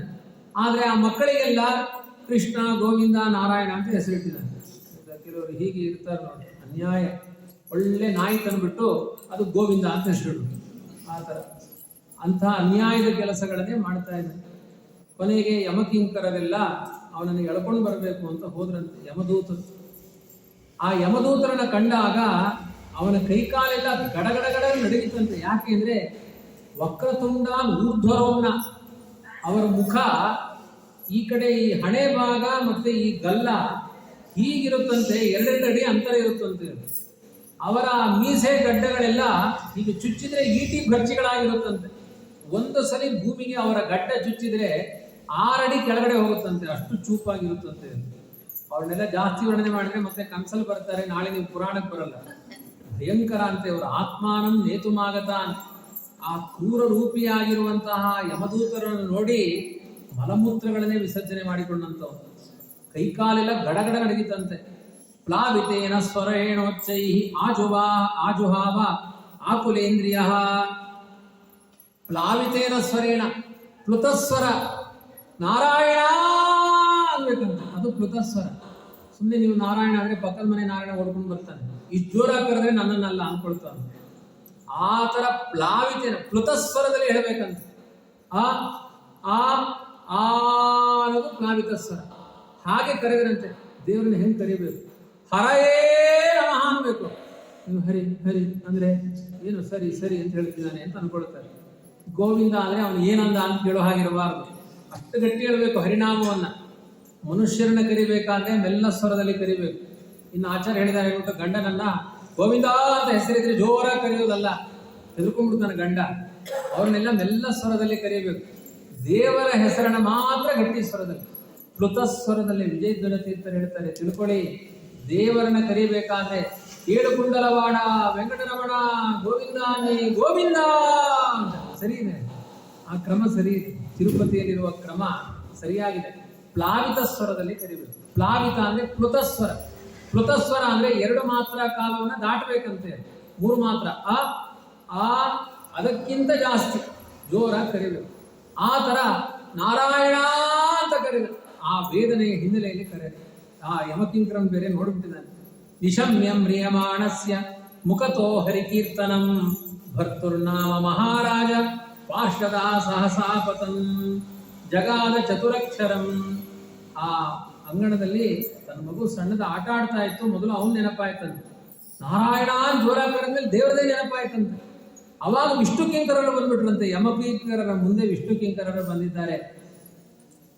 ಊಚುರ್ನಿಷೇಧಿತಾಂಸ್ತಾಂಸ್ತೆ ವೈವಸ್ವದ ಪುರಸ್ಸರಾಹ ಕೇಯೂಯಂ ಪ್ರತಿಷೇದ್ದಾರೋ ಧರ್ಮರಾಜಸ್ಯ ಶಾಸನಂ. ಅವ್ರು ವಿಷ್ಣು ಕಿಂಕರರು ವಿಮಾನಕ್ಕೆ ಬಾ ಅಂತ ಪುಷ್ಪರೊಟ್ಟಿ ಮಾಡಿ ಕರ್ಕೊಂಡು ಹೋಗ್ತಿದ್ದಾರೆ. ಏನು 1000 ಮರ್ಡರ್ ಅಜಾಮಿಳ, ಅವನಿಗೆ ಪುಷ್ಪಕ ರೊಟ್ಟಿ, ಪುಷ್ಪಕ ವಿಮಾನ. ಹೇಳಿದ್ರಂತೆ ಯಮಕಿಂಕರರು, ನಾವು ಧರ್ಮರಾಜನ ಯಮಧರ್ಮನ ಶಾಸನವನ್ನು ನಡೆಸುವವರು, ಮುಟ್ಟಬೇಡಿ ಅವರನ್ನ ಅಂತ ಇವರು ಜೋರು ಮಾಡಿದ್ರಂತೆ. ಎಲ್ಲಿಂದ ಬಂದಿದ್ದೀರಿ, ನೀವು ಯಾರು?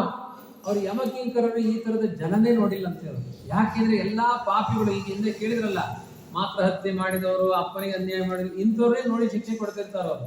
ಇವ್ರು ಎಷ್ಟು ಚೆನ್ನಾಗಿದಾರಲ್ಲ, ಇವ್ರು ಯಾಕೆ ತಪ್ಪಿಸ್ಕೊಂಡು ಬಂದ್ರು ಅಂತ ಅವ್ರು ನೋಡ್ತಿದ್ದಾರೆ.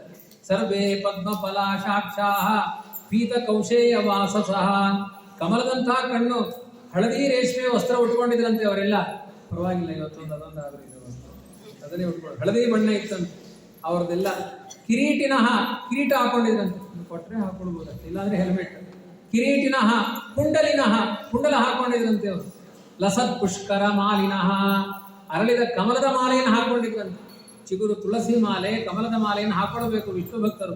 ಸರ್ವೇ ಚ ನೂತ್ನ ವಯಸ್ಸಃ, 10 ಜನ ಬಂದಿದ್ದಾರೆ ವಿಷ್ಣು ಕಿಂಕರರು, ಎಲ್ಲರದ್ದು 16 ವರ್ಷದ ಸೌಂದರ್ಯ ಅಂತ.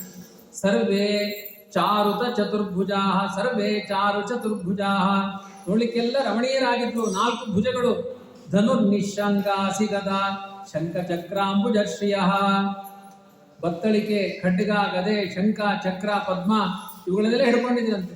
ದಿಶೋ ಮಿತಿಮಿರಾಲೋಕಾಹ ಕುರುವಂತಿ ಸ್ವೇನ ರೋಚಿಷ, ಅವರ ದೇಹದ ಕಾಂತಿ. ಇವತ್ತೆಲ್ಲ ಆಚಾರ ಕಣ್ಣಿಗೆ ಕಾಣಿಸಲ್ಲ ಅಂತ 2 ಫೋಕಸ್ ಲೈಟ್ ಹಾಕಿರ್ತಾರೆ. ಅವಳು ಕೇಳಿಲ್ಲ ಬಂದ ತಕ್ಷಣ, ನಿಮಗೆ ಯಾಕೆ ಇಷ್ಟೊಂದು ಲೈಟು ಅಂತ. ನಾನು ಕಪ್ಪಗಿದ್ದೀನಿ, ನೀನು ಬೆಳ್ಳಗಿದೆ, ನಾನು ಕಾಣಲ್ಲ ಅಂತ ಬೆಳ್ಳಗಿರು ಲೈಟ್ ಹಾಕಿದ್ದಾರೆ. ಅವ್ರು ಹಂಗಲ್ಲ, ಆ ಕಿಂಕರರು, ಆ ದೇವ ಕಿಂಕರರ ಕಾಂತಿಯಿಂದ ಜಗತ್ತೆಲ್ಲ ಬೆಳಗುತ್ತಾ ಇರ್ತದೆ. ಅವ್ರು ನಿಂತಲ್ಲಿ ಫೋಕಸ್ ಲೈಟ್, ಅಷ್ಟು ಮಿಂಚಿಂಗ್ ಅವರು, ನೋಡ್ಲಿಕ್ಕೆ ಚೆನ್ನಾಗಿದ್ರು. ವಿಚಿರಾಲೋಕಾಹ ವಿಕುರ್ವ ಕುರುವಂತಿ ಸ್ವೇನ ರೋಚಿಷ ಕಿಮರ್ಥಂ ಧರ್ಮರಾಜಸ್ಯ ಕಿಂಕರಾನ್ನೋ ನಿಷೇಧತ. ಅವ್ರು ಕೇಳ್ತಾರೆ ವಿಷ್ಣು ಕಿಂಕರರು, ನಮ್ಮನ್ನ ಯಾಕೆ ನಿಷೇಧ ಮಾಡ್ತಾ ಇದ್ದೀರಿ? ಅವರು ಕೇಳ್ತಾರೆ ಯಮಕಿಂಕರರು, ಅಲ್ಲ ನಾವು ಎಲ್ಲಿ ಬಂದಿದ್ದೀವಿ? 1000 ಕೊಲೆ ಮಾಡಿದವನೇ, ಆಮೇಲೆ ಬೇಕಾದಷ್ಟು ಜೂಜಾಟ ಆಡಿದಾನೆ, ಮದ್ಯಪಾನ ಮಾಡಿದಾನೆ, ದಾಸಿಲಿ 10 ಜನ ಚಂಡಾಲರಂತ ಮಕ್ಕಳನ್ನು ಪಡೆದಿದ್ದಾನೆ. ಇವನನ್ನು ಎಳ್ಕೊಂಡು ಹೋಗ್ಲಿಕ್ಕೆ ಬಂದ್ರೆ ನೀವ್ಯಾಕೆ ತಡಿತೀರಿ? ನೀವು ತಪ್ಪಿ ಬಂದಿದ್ದೀರಿ. ಅದಕ್ಕೆ ವಿಷ್ಣುದೂತರು ಹೇಳ್ತಾರೆ, ಯೂಯಂ ವೈ ಧರ್ಮರಾಜಸ್ಯ ಯದಿ ನಿರ್ದೇಶಕಾರಿಣಃ, ನೀವು ಧರ್ಮರಾಜನ ಆಶಾಸನೆಯನ್ನ, ಶಾಸನವನ್ನು ಕೇಳ್ಕೊಂಡು ಬಂದಿದ್ದೀರಿ ಅಂದ್ರೆ ಧರ್ಮದ ಲಕ್ಷಣ ಏನು ಹೇಳಿ. ಜಟಾಪಟಿ ಸಿಕ್ಕಾಪಟ್ಟೆ ಓದ್ಬಿಟ್ಟಿದ್ದಾರೆ ಇವರೆಲ್ಲ ವಿಷ್ಣು ಕಿಂಕರರು. ಧರ್ಮದ ಲಕ್ಷಣ ಏನು ಹೇಳಿ. ಅವ್ರಿಗೆ ಅಷ್ಟೊಂದು ಗೊತ್ತಿಲ್ಲ, ಚೂರು ಪಾಠ ಮಾಡಿದ್ದಾರೆ ಯಮದೇವರು. ತುಂಬಾ ಅನ್ಯಾಯ ಮಾಡಿದವ್ರನ್ನ ಅವ್ರಿಗೆ ಎಷ್ಟು ಶಿಕ್ಷೆ ಕೊಟ್ಟರು ಮುಗಿಯೋದೇ ಇಲ್ಲಂತೆ. ಅವರನ್ನ ಯಮ ಕಿಂಕರನ್ನಾಗಿ ಅಪಾಯಿಂಟ್ ಮಾಡ್ಕೊಂಡಿರ್ತಾರಂತೆ. ಅವ್ರಿಗೆ ಎಷ್ಟು ಗೊತ್ತಿರುತ್ತೆ ಶಾಸ್ತ್ರ. ಹಾಗಾಗಿ ಅವ್ರು ಹೇಳ್ತಾರೆ, ವೇದ ಪ್ರಣೀತೋ ಧರ್ಮ, 1 ಸೆಂಟೆನ್ಸ್ ಹೇಳ್ತಾರೆ. ವೇದದಲ್ಲಿ ಯಾವ್ದು ಹೇಳಿದೆ ಅದು ಧರ್ಮ. ವೇದದಲ್ಲಿ ಹೇಳಿದ್ದಾರೆ ಈರುಳ್ಳಿ ಬೆಳ್ಳುಳ್ಳಿ ತಿನ್ನಬೇಡಿ, ವೇದದಲ್ಲಿ ಹೇಳಿದ್ದಾರೆ ನೋಡಿ, ಈರುಳ್ಳಿ ಬೆಳ್ಳುಳ್ಳಿ ಬಗ್ಗೆ ತಿನ್ನಬೇಡಿ ಅಂತ ಹೇಳಿದ್ದಾರೆ. ತಿಂದವ್ರನ್ನ ಎಳ್ಕೊಂಡು ಬನ್ನಿ ಅಂತ ಹೇಳಿದ್ದಾರೆ. ಇವತ್ತೆಲ್ಲೋ FIR ಆಗೋದೇ ಇಲ್ಲ. ಈರುಳ್ಳಿ ತಿಂದವರಿಗೆ ಏನು ಜೈಲು ಇಲ್ಲೇ ಇಲ್ಲ, ಏಕಾಶಿ ತಿಂದವರಿಗೆ ಜೈಲಿಲ್ಲ. ನರಕ ಲೋಕದಲ್ಲಿ ಇರುವುದೆಲ್ಲ ಇಂತಹದ್ದೇ, 84 ಲಕ್ಷ ಎಕ್ಸೆಟ್ರಾ ಎಕ್ಸೆಟ್ರಾ, ಈ ನರಕಗಳೆಲ್ಲ ಇಂತಹದ್ದೇ. ವೇದದಲ್ಲಿ ಅನ್ಯ ಸ್ತ್ರೀಯರನ್ನ ಅಪಹಾರ ಮಾಡಬಾರದು, ಜಾತಿ ಭ್ರಷ್ಟರಾಗಬಾರದು, ಅನ್ಯಾಯ ಮಾಡಬಾರದು, ತಲೆ ಹೊಡಿಬಾರದು ಎಲ್ಲ ಹೇಳಿದ್ದಾರೆ. ಅದಕ್ಕೆಲ್ಲ ವಿರುದ್ಧವಾಗಿ ನಡ್ಕೊಂಡಿದ್ದಾನೆ. ಆದ್ರಿಂದ ಆ ವೇದದಲ್ಲಿ ಹೇಳಿದವನು ನಾರಾಯಣನ ವಿಧಿಗಳೆಲ್ಲ ನಾರಾಯಣನ ಸ್ವರೂಪವೇ. ಹಾಗಾಗಿ ಇವನನ್ನು ಎಳ್ಕೊಂಡು ಹೋಗಬೇಕು ಅಂತ ಸರಿಯಾಗಿ ಉತ್ತರ ಕೊಟ್ಟು, ಇವರಿಷ್ಟು ಪಾಪ ಮಾಡಿದ್ದಾರೆ ಇಲ್ಲಿ ಸಾಕ್ಷಿ ಏನು ಅಂತ ಅದಕ್ಕೆ ಹೇಳ್ತಾರೆ. ಪ್ರತಿದಿನ ಒಂದೊಂದು ಮನೆಯಲ್ಲಿ ಒಂದೊಂದು CC ಕ್ಯಾಮ್ರಾ ಇದ್ರೆ 16 CC ಕ್ಯಾಮ್ರಾ ಇರುತ್ತಂತೆ. ಸೂರ್ಯೋಗ್ನಿ ಖಂ ಮರುದ್ಗಾವಹ ಸೋಮ ಸಂಧ್ಯಹ ನೀರಿಷಃ. ನಾಯಿಗಳಿಗೆ ಕಳ್ಳ ಹೋಗಿದ ವಾಸನೆ ಬರುತ್ತೆ, ಹಸುಗಳಿಗೆ ಅಧರ್ಮದ ವಾಸನೆ ಬರುತ್ತೆ. ಯಾರ ಮನೇಲಿ ಅಧರ್ಮ ಮಾಡ್ತಾರೆ ಹಸುಗಳಿಗೆ ರೋಗ ಬರುತ್ತಂತೆ. ಒಂದು ಮನೆಯಲ್ಲಿ ಹಸುಗೆ ರೋಗ ಬಂದಿದೆ ಅಂದ್ರೆ ಅವನು ತುಂಬಾ ಪಾಪಕರ್ಮ ಮಾಡ್ತಾ ಇದ್ದಾನೆ ಅಂತ. ಹಾಗಾಗಿ ಸೂರ್ಯದೇವ ನೋಡ್ತಿರ್ತಾನಂತೆ ನಾವು ಮಾಡುವ ಅನ್ಯಾಯ. ಅಗ್ನಿದೇವ ನೋಡ್ತಾನೆ, ಅದಕ್ಕೆ ಅಗ್ನಿ ಇಟ್ಕೊಳ್ಳೋದಿಲ್ಲ, ಗ್ಯಾಸ್ ಇಟ್ಕೊಂಡ್ಬಿಡ್ತಾನೆ. ಅದು ಅಗ್ನಿ ಅಲ್ಲ, ಯಾಕೆಂದ್ರೆ ಅವನು ನೋಡ್ತಾನೆ ಅಂತ ಸಿಟ್ಟು. ಆಮೇಲೆ ಖಮ್ ಅಂದ್ರೆ ಆಕಾಶದ ಅಭಿಮಾನಿ ದೇವತೆಗಳು, ಮರುದೇವತೆಗಳು, ಗೋವುಗಳು, ಸೋಮ ಚಂದ್ರ, ಸಂಧ್ಯೆ ಅಹನಿ ಹಗಲು ಮತ್ತೆ ರಾತ್ರಿ ಸಂಧ್ಯಾಕಾಲದ ದೇವತೆಗಳು, ದಿಗಭಿಮಾನಿ ದೇವತೆಗಳು, ಸ್ವಯಂ ಯಮಧರ್ಮ, ಕಾಲ, ಭಗವಂತ, ಇವರೆಲ್ಲ ಧರ್ಮದ ಸಾಕ್ಷಿಗಳಾಗಿದ್ದಾರೆ. ಆದ್ರಿಂದ ಇವರೆಲ್ಲರೂ ಕೂಡ ಇವನು ಮಾಡಿದ ಅಪರಾಧಗಳನ್ನು ನೋಡಿದ್ದಾರೆ. ಅದಕ್ಕೆಲ್ಲ ಬೇಕಾದ ರೆಕಾರ್ಡ್ಸ್ ಇದೆ. ಇವನನ್ನು ಎಳ್ಕೊಂಡು ಹೋಗಬೇಕು ಅಂತ ಭಾರಿ ದೊಡ್ಡ ಜಟಾಪಟಿ ವಾಕ್ಯಾರ್ಥ ನಡೆಯುತ್ತೆ ಸಿಕ್ಕಾಪಟ್ಟೆ. ಪಂಚಭಿಹಿ ಕುರುತೆ ಸ್ವಾರ್ಥಾನ್ ಪಂಚೇಂದ್ರಿಯಗಳಿಂದ ಅನ್ಯಾಯಗಳನ್ನು ಮಾಡ್ತಾನೆ, ಕೊನೆಗೆ ನಿರಂತರ ದುಃಖಗಳನ್ನು ಅನುಭವಿಸ್ತಾನೆ. ನಹಿ ಕಶ್ಚಿತ್ ಕ್ಷಣಮಪಿ ಜಾತುತಿಷ್ಠತ್ಯಕರ್ಮಕೃತ ಕಾಯತೆ ಖ್ಯವಚ ಕರ್ಮ ಸರ್ವ ಪ್ರಕೃತಿ ಜೈರ್ಗುಣೈ. ಒಂದು ಕ್ಷಣಕಾಲವೂ ಕರ್ಮ ಮಾಡದೆ ಯಾವ ಜೀವರಾಶಿಗಳು ಇರುವುದಿಲ್ಲ. ಆ ಕರ್ಮಗಳು ದಶಾವರಾಣಾಂ ದೇಹಾನಾಂ ಕಾರಣಾನಿ ಕರೋತಿ. 10 ಜನ್ಮಕ್ಕೆ ಬೇಕಾಗುವಷ್ಟು ಪಾಪಕರ್ಮಗಳನ್ನು ಮಾಡ್ತಾ ಇರ್ತಾನೆ. ಆದ್ರಿಂದ ಇವನು ಮಾಡಿದ ಅನ್ಯಾಯಗಳು ತುಂಬಾ ದೊಡ್ಡ ಪ್ರಮಾಣದ ಅನ್ಯಾಯಗಳಿದ್ದಾವೆ. ಇವನನ್ನು ನರಕಲೋಕಕ್ಕೆ ಕರೆದುಕೊಂಡು ಹೋಗಬೇಕು, ಇಲ್ಲಾಂದ್ರೆ ಶಾಸ್ತ್ರ ಮರ್ಯಾದೆಯನ್ನು ಉಲ್ಲಂಘನೆ ಮಾಡಿದ ಹಾಗಾಗುತ್ತೆ ಅಂತ ಇಷ್ಟು ಹೇಳಿದಾಗ ವಿಷ್ಣುದೂತರು ಹೇಳ್ತಾರೆ, ನಿಮಗೇನು ಪಾಠ ಸರಿಯಾಗಿಲ್ಲ ಅಂತಾರೆ. LKG ಸ್ಟೂಡೆಂಟು ಅಲ್ಲ ಅಂತ ಹೇಳ್ತಾರೆ. ಎಷ್ಟು ಚೆನ್ನಾಗಿ ಪ್ರವಚನ ಮಾಡಿದಾರೆ ಅವರು. ಅವ್ರು ಹೇಳ್ತಾರೆ ನಿಮಗೇನೂ ಗೊತ್ತಿಲ್ಲ ಅಂತ ಹೇಳ್ತಾರೆ. ಯಾಕೆ ಅಂದರೆ ಧರ್ಮವನ್ನ ನಂಬಿಕೊಂಡು ಜಗತ್ತೆಲ್ಲ ವಿಶ್ವಾಸದಲ್ಲಿ ಬದುಕಿದೆ, ಭಗವದ್ಧ್ಯಾನ ಅನ್ನುವ ಎಚ್ಚರವೇ ನಿಮಗಿಲ್ಲ. ಏತೇನೈವ ಖ್ಯಗೋನೋಸ್ಯ ಕೃತಂ ಯಸ್ಯಾಘ ನಿಷ್ಕೃತಂ ಯದಾ ನಾರಾಯಣ ಇತಿ ಜಗಾದ ಚತುರಕ್ಷರಂ. ನೋಡಿ, ಎಷ್ಟೇ ಇದರ ಮೇಲೊಂದು ಧರ್ಮ ಇದೆ. ಈ ಥರ ಮಾಡಬಾರ್ದು, ಆ ಥರ ಮಾಡಬಾರ್ದು, ಹಾಗೆ ಮಾಡಬಾರ್ದು, ಹೀಗೆ ಮಾಡಬಾರ್ದು, ಅದೆಲ್ಲ ವಿಧಿಗಳು ಒಂದು ಕಡೆ. ಇದರ ಮೇಲೊಂದು ವಿಧಿ ಇದೆ. ಎಂಥ ಪಾಪಿಯಾಗಿದ್ರು ಮರಣ ಕಾಲದಲ್ಲಿ ಭಕ್ತಿಯಿಂದ ನಾರಾಯಣ ಅಂತ ಹೇಳಿದ್ರೆ ಆಲ್ ಡಿಲೀಟ್, ಅವನ ಎಲ್ಲ ಪಾಪಗಳು. ಆದರೆ ಅಷ್ಟು ಸುಲಭವಾಗಿ ಬರಲ್ಲ.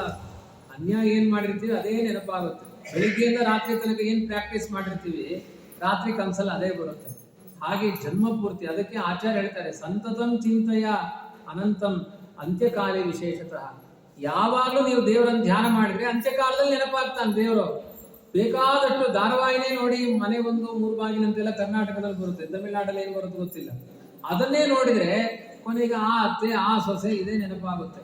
ಅವನೊಬ್ಬ ಜಿಪುಣ ಇದ್ದಂತೆ ಹೆಂಡತಿಗೆ ಯಾವಾಗಲೂ ಹೇಳ್ತಿದ್ದ, ಈ ಜ್ಯೋತಿಯಲ್ಲಿ ಸಿಕ್ಕಾಪಟ್ಟೆ ದೀಪ ಉರಿಸ್ತೀನಿ, ನೀನು ಮನೆ ತುಂಬ ಅಧಿಕ ಮಾಸ ಬಂತು ಅಂದರೆ ಏನು ನಮ್ಮ ಮನೆ ದಗದಗ ಉರಿಯುತ್ತೆ, ಇಷ್ಟೊಂದು ಎಣ್ಣೆ ಖರ್ಚು ಮಾಡ್ತಿ, ಆ ಬತ್ತಿ ಸಣ್ಣದು ಹಾಕು, ಎಣ್ಣೆ ಸ್ವಲ್ಪ ಹಾಕು, ಅದು ನಿಧಾನಕ್ಕೆ ಮೈಲೇಜ್ ಕೊಡಬೇಕು, ಹಂಗೆ ಉರಿಸು, ದಗದಗ ಉರಿಸ್ಬೇಡ. ಬರೀ ಗಂಡ ಹೆಂಡತಿಗೆ ಇದೇ ಗಲಾಟೆ. ಕೊನೆಗೆ ಆ ಮಕ್ಕಳನ್ನೆಲ್ಲ ಕರೆದಂತೆ, ಏನೋ ಅಂತ್ಯಕಾಲದ ಭಾಷಣೆ, ಅಂತ್ಯಕಾಲ ಬಂದಿದೆ ಅವನಿಗೆ. ಮಕ್ಕಳನ್ನ ಕರೆದ, ಏನೋ ಆಸ್ತಿ ಬಗ್ಗೆ ಅಪ್ಪ ಹೇಳ್ತಾನೆ, ಮಕ್ಕಳು ಓಡಬಂದು.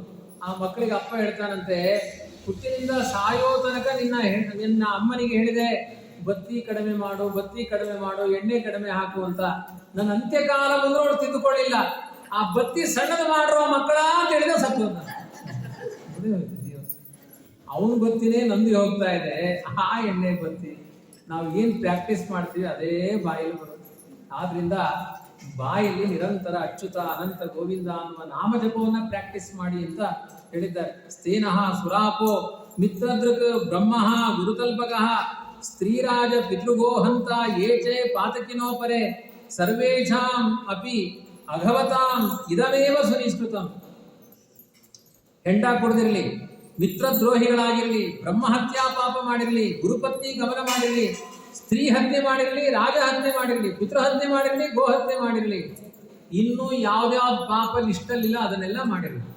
ಆದರೆ ಅವರಿಗೆಲ್ಲ ಪ್ರಾಯಶ್ಚಿತ್ತ ಏನಾದರೂ ಇದೆ, ಪಶ್ಚಾತ್ತಾಪ ಆಗಿದೆ ಅಂದರೆ ಹರಿ ಸಂಸ್ಮರಣಂ ಪರ, ಹರಿನಾಮ ಸ್ಮರಣೆ ಮಾಡಿದರೆ ಇವತ್ತಲ್ಲ ನಾಳೆ ಆ ಪಾಪಗಳೆಲ್ಲ ಪರಿಹಾರವಾಗುತ್ತೆ. ಆದ್ರಿಂದ ಅಥೈನಂ ಮಾ ಅಪನಯತ, ಈ ಅಜಾಮಿಳನ್ನು ಮುಟ್ಟಿದ್ರೆ ಜಾಗ್ರತೆ ಅಂತ. ಮುಟ್ಲಿಕ್ಕೆ ಹೋಗ್ತಾರೆ ಯಮಕಿಂಕರರು, ಇದನ್ನು ಮೀರಿ ಶಾಕ್ ಹೊಡೆದಂಗಾಗುತ್ತೆ. ಅಜಾಮಿಳನ್ನು ಮುಟ್ಲಿಕ್ಕಾಗಲ್ಲ, ಅವರಿಗೆ ಹೆದರ್ಕೊಂಡು ಹೋಗ್ತಾರೆ ಅವರು. ಹೋಗಿ ಕೇಳಿ, ಯಮಧರ್ಮನ ಬಳಿ ಹೋಗಿ ಕೇಳಿ. ಸಾಂಕೇತ್ಯಂ ಪರಿಹಾಸ್ಯಂ ವಾ ಸ್ತೋಭಂ ಹೇಲನಮೇವ ವಾ ವೈಕುಂಠ ನಾಮ ಗ್ರಹಣಂ ಅಶೇಷಾಗಹರಂ ವಿದುಹು. ಸಾಂಕೇತಿಕವಾಗಿ ಅಂದ್ರೇನು, ಸುಮ್ಮನೆ ಯಾರಿಗೋ ಗೋವಿಂದ ನಾರಾಯಣ ಅಂತ ಹೆಸರಿಟ್ಟಿರ್ತೀರಿ, ಗೊತ್ತಿಲ್ಲದೆ ಕರೆದ್ರೂ ಕೂಡ ಆ ಪುಣ್ಯ ಬರುತ್ತೆ. ಹಾಸ್ಯ ಮಾಡ್ಲಿಕ್ಕೋಸ್ಕರನೇ ದೇವರ ನಾಮ ಹೇಳೋದು. ಯಾರೋ ಜಾರಿ ಬಿದ್ರು ಗೋವಿಂದ ಹಾಸ್ಯದಿಂದ ಹೇಳೋದು, ಅದಕ್ಕೂ ಪುಣ್ಯ ಇದೆ ಅಂತ. ಇನ್ನು ಕೆಲವೊಮ್ಮೆ ಸಿಟ್ಟು ಬರಲಿಕ್ಕೋಸ್ಕರ ಹೇಳೋದು. ಏನಪ್ಪ, ನರಸಿಂಹ ಅಂತ ಕರೆಯೋದು. ಅವನಿಗೆ ಶಾಂತ, ನರಸಿಂಹ ಅಂದರೆ ಸಿಟ್ಟಿನ ಮನುಷ್ಯ ಅಂತ. ಅವಾಗ ಸಿಟ್ಟು ಬರಲಿಕ್ಕೆ ಏನು ನರಸಿಂಹಾಚ್ಛ ಅಂತ ಕರೆಯೋದು. ಯಾಕೆ ಅಂದರೆ ನಿಂಗೆ ತುಂಬ ಕೋಪ ಇದೆ, ಕೋಪ ಇದ್ದವ್ರಿಗೆ ಕೋಪ ಇದೆ ಅಂದರೆ ಸಿಟ್ಟು ಜಾಸ್ತಿ ಬರುತ್ತೆ. ಅವನು ಸಿಟ್ಟು ಮಾಡ್ಕೊಂಡ, ಅವನನ್ನು ಗೇಲಿ ಮಾಡ್ಲಿಕ್ಕೆ ಹಿಂಗೆ ಹೇಳಿದ, ಅವನು ನರಸಿಂಹ ಅಂತ ಹೇಳಿದ. ಅವನು ಆ ಥರ ಹೇಳಿದ ತಕ್ಷಣ ಅವನಿಗೆ ಕೋಪ ಬಂತು. ಇವನು ಹೇಳಿದ್ದೇನಂತ, ನರಸಿಂಹ ಅಂತ ಗೇಲಿ ಮಾಡಿದ್ದಾನೆ. ಅದಕ್ಕೂ ಪುಣ್ಯ ಇದೆ ನೋಡಿ. ಹೀಗೆಲ್ಲ ತಮಾಷೆ ಮಾಡೋದಾದರೂ ಹರಿನಾಮದಿಂದ ತಮಾಷೆ ಮಾಡಿ ಅಂತ ಹೇಳಿದ್ದಾರೆ. ಈ ಥರ ಆದರೆ ಭಕ್ತಿ ಇರಬೇಕು ಅಂತ ಹೇಳಿದ್ದಾರೆ. ವೈಕುಂಠ ನಾಮ ಗ್ರಹಣಂ ಅಶೇಷಾಗಹರಂ ಇದು. ಪತಿತಃ ಜಾರಿ ಬಿದ್ದಾಗ ಅಯ್ಯೋ ಬಿದ್ದೇಳ್ಬಾರ್ದಂತೆ, ಗೋವಿಂದ ಅನ್ಬೇಕಂತೆ ಜಾರಿ ಬಿದ್ದಾಗ. ಎರಡೂ ಒಂದೇ ಸ್ವರ ಒಂದೇ. ಬರ್ತಾರೆ ಯಾರೋ ಓಡ್ಕೊಂಡು, ಗೋವಿಂದ ಅಂದ್ರೆ ಸಾಕು, ಓ ಬಿದ್ದಿದ್ದಾನೆ ಏನೋ ಆಗಿದೆ ಬರ್ತಾರೆ ಯಾರು. ಸ್ಖಲಿತಃ ಭಗ್ನಃ ಎಡವಿದಾಗ ಬಿದ್ದಾಗ, ಹಾವು ಕಡಿದಾಗ ನೋಡಿ ಅಂತ ಪ್ರಸನ್ನ ನೆನಪ, ಹಾವು ಹಾವು ಅಷ್ಟೇ, ಹಾವು ಹಾವು ಇನ್ನೇನೋ ನೆನಪಾಗಲ್ಲ. ಹಾವು ಕಡಿದಾಗ ಕೃಷ್ಣ ಅನ್ಬೇಕಂತೆ ನೋಡಿ, ಅವಾಗೆಲ್ಲ ಬಾಧೆ ಪರಿಹಾರ ಆಗುತ್ತೆ. ಭಗ್ನ ಅಂದ್ರೆ ಹಾವು ಕಡಿದಾಗ ಅಂತ, ಸಂದಷ್ಟ ಹಾವು ಕಡಿದಾಗ. ಅದಾದ ಮೇಲೆ ಬೆಂಕಿ ಮೈಗೆ ಹತ್ತಿದಾಗ, ಕೆಲವೊಮ್ಮೆ ಬೆಂಕಿ ಹತ್ತಿ ಬಿಡುತ್ತೆ, ಎಲ್ಲೋ ಸೀರೆಗೋ ಎಲ್ಲೋ ಚೂರು ಹತ್ತಿದಾಗ ಕೃಷ್ಣ ಅಂತ ಹೇಳ್ಬೇಕಂತೆ. ಎಲ್ಲದಕ್ಕೂ ಅದೇ ನಾವು ಹರಿನಿತ್ಯವಶೇನಾಹ ನೋಡಿ. ಇಂಥ ಕ್ರಿಟಿಕಲ್ ಸಮಯದಲ್ಲಿ ಹರಿನಾಮ ಹೇಳಿದರೆ ರಾತ್ರಿ ಧಬಧಬದ ಶಬ್ದ ಆಯ್ತು, ಮಲಗಿದಿರಿ ಎಚ್ಚರ ಆಯ್ತು, ಅಯ್ಯೋ ಕಳ್ಳ ಕಳ್ಳ ಅನ್ಬಾರ್ದು, ಕೃಷ್ಣ ಕೃಷ್ಣ ಅನ್ಬೇಕು, ಅವನು ಕಳ್ಳನೇ ಆಯ್ತಾ, ನಮ್ಮ ಪಾಪ ಪರಿಹಾರ ಮಾಡ್ತಾನೆ. ಆದ್ರಿಂದ ನಿಜವಾದ ನಾವು ಹೇಳುವ ಪುರಾಣ, ಆಚಾರ ಪುರಾಣ ಸರಿ ಹೇಳ್ತಾರೋ ಇಲ್ವೋ ಅಂತ ರಾತ್ರಿ 3 ಗಂಟೆಗೆ ಹೋಗಿ ಅವ್ರು ಬೆನ್ ತಟ್ಬಿಡ್ಬೇಕು. ಯಾರು ಯಾರು ಅಂದ್ರೆ ಸರಿ ಇಲ್ಲ, ಕೃಷ್ಣ ಕೃಷ್ಣ ಅನ್ಬೇಕು ಅವರು, ಅವಾಗ ಕರೆಕ್ಟ್. ಅದನ್ನ ಪರೀಕ್ಷೆ ಮಾಡಿ ಆಮೇಲೆ ಪುರಾಣ ಹೇಳಿ ಕರಿಬೇಕು.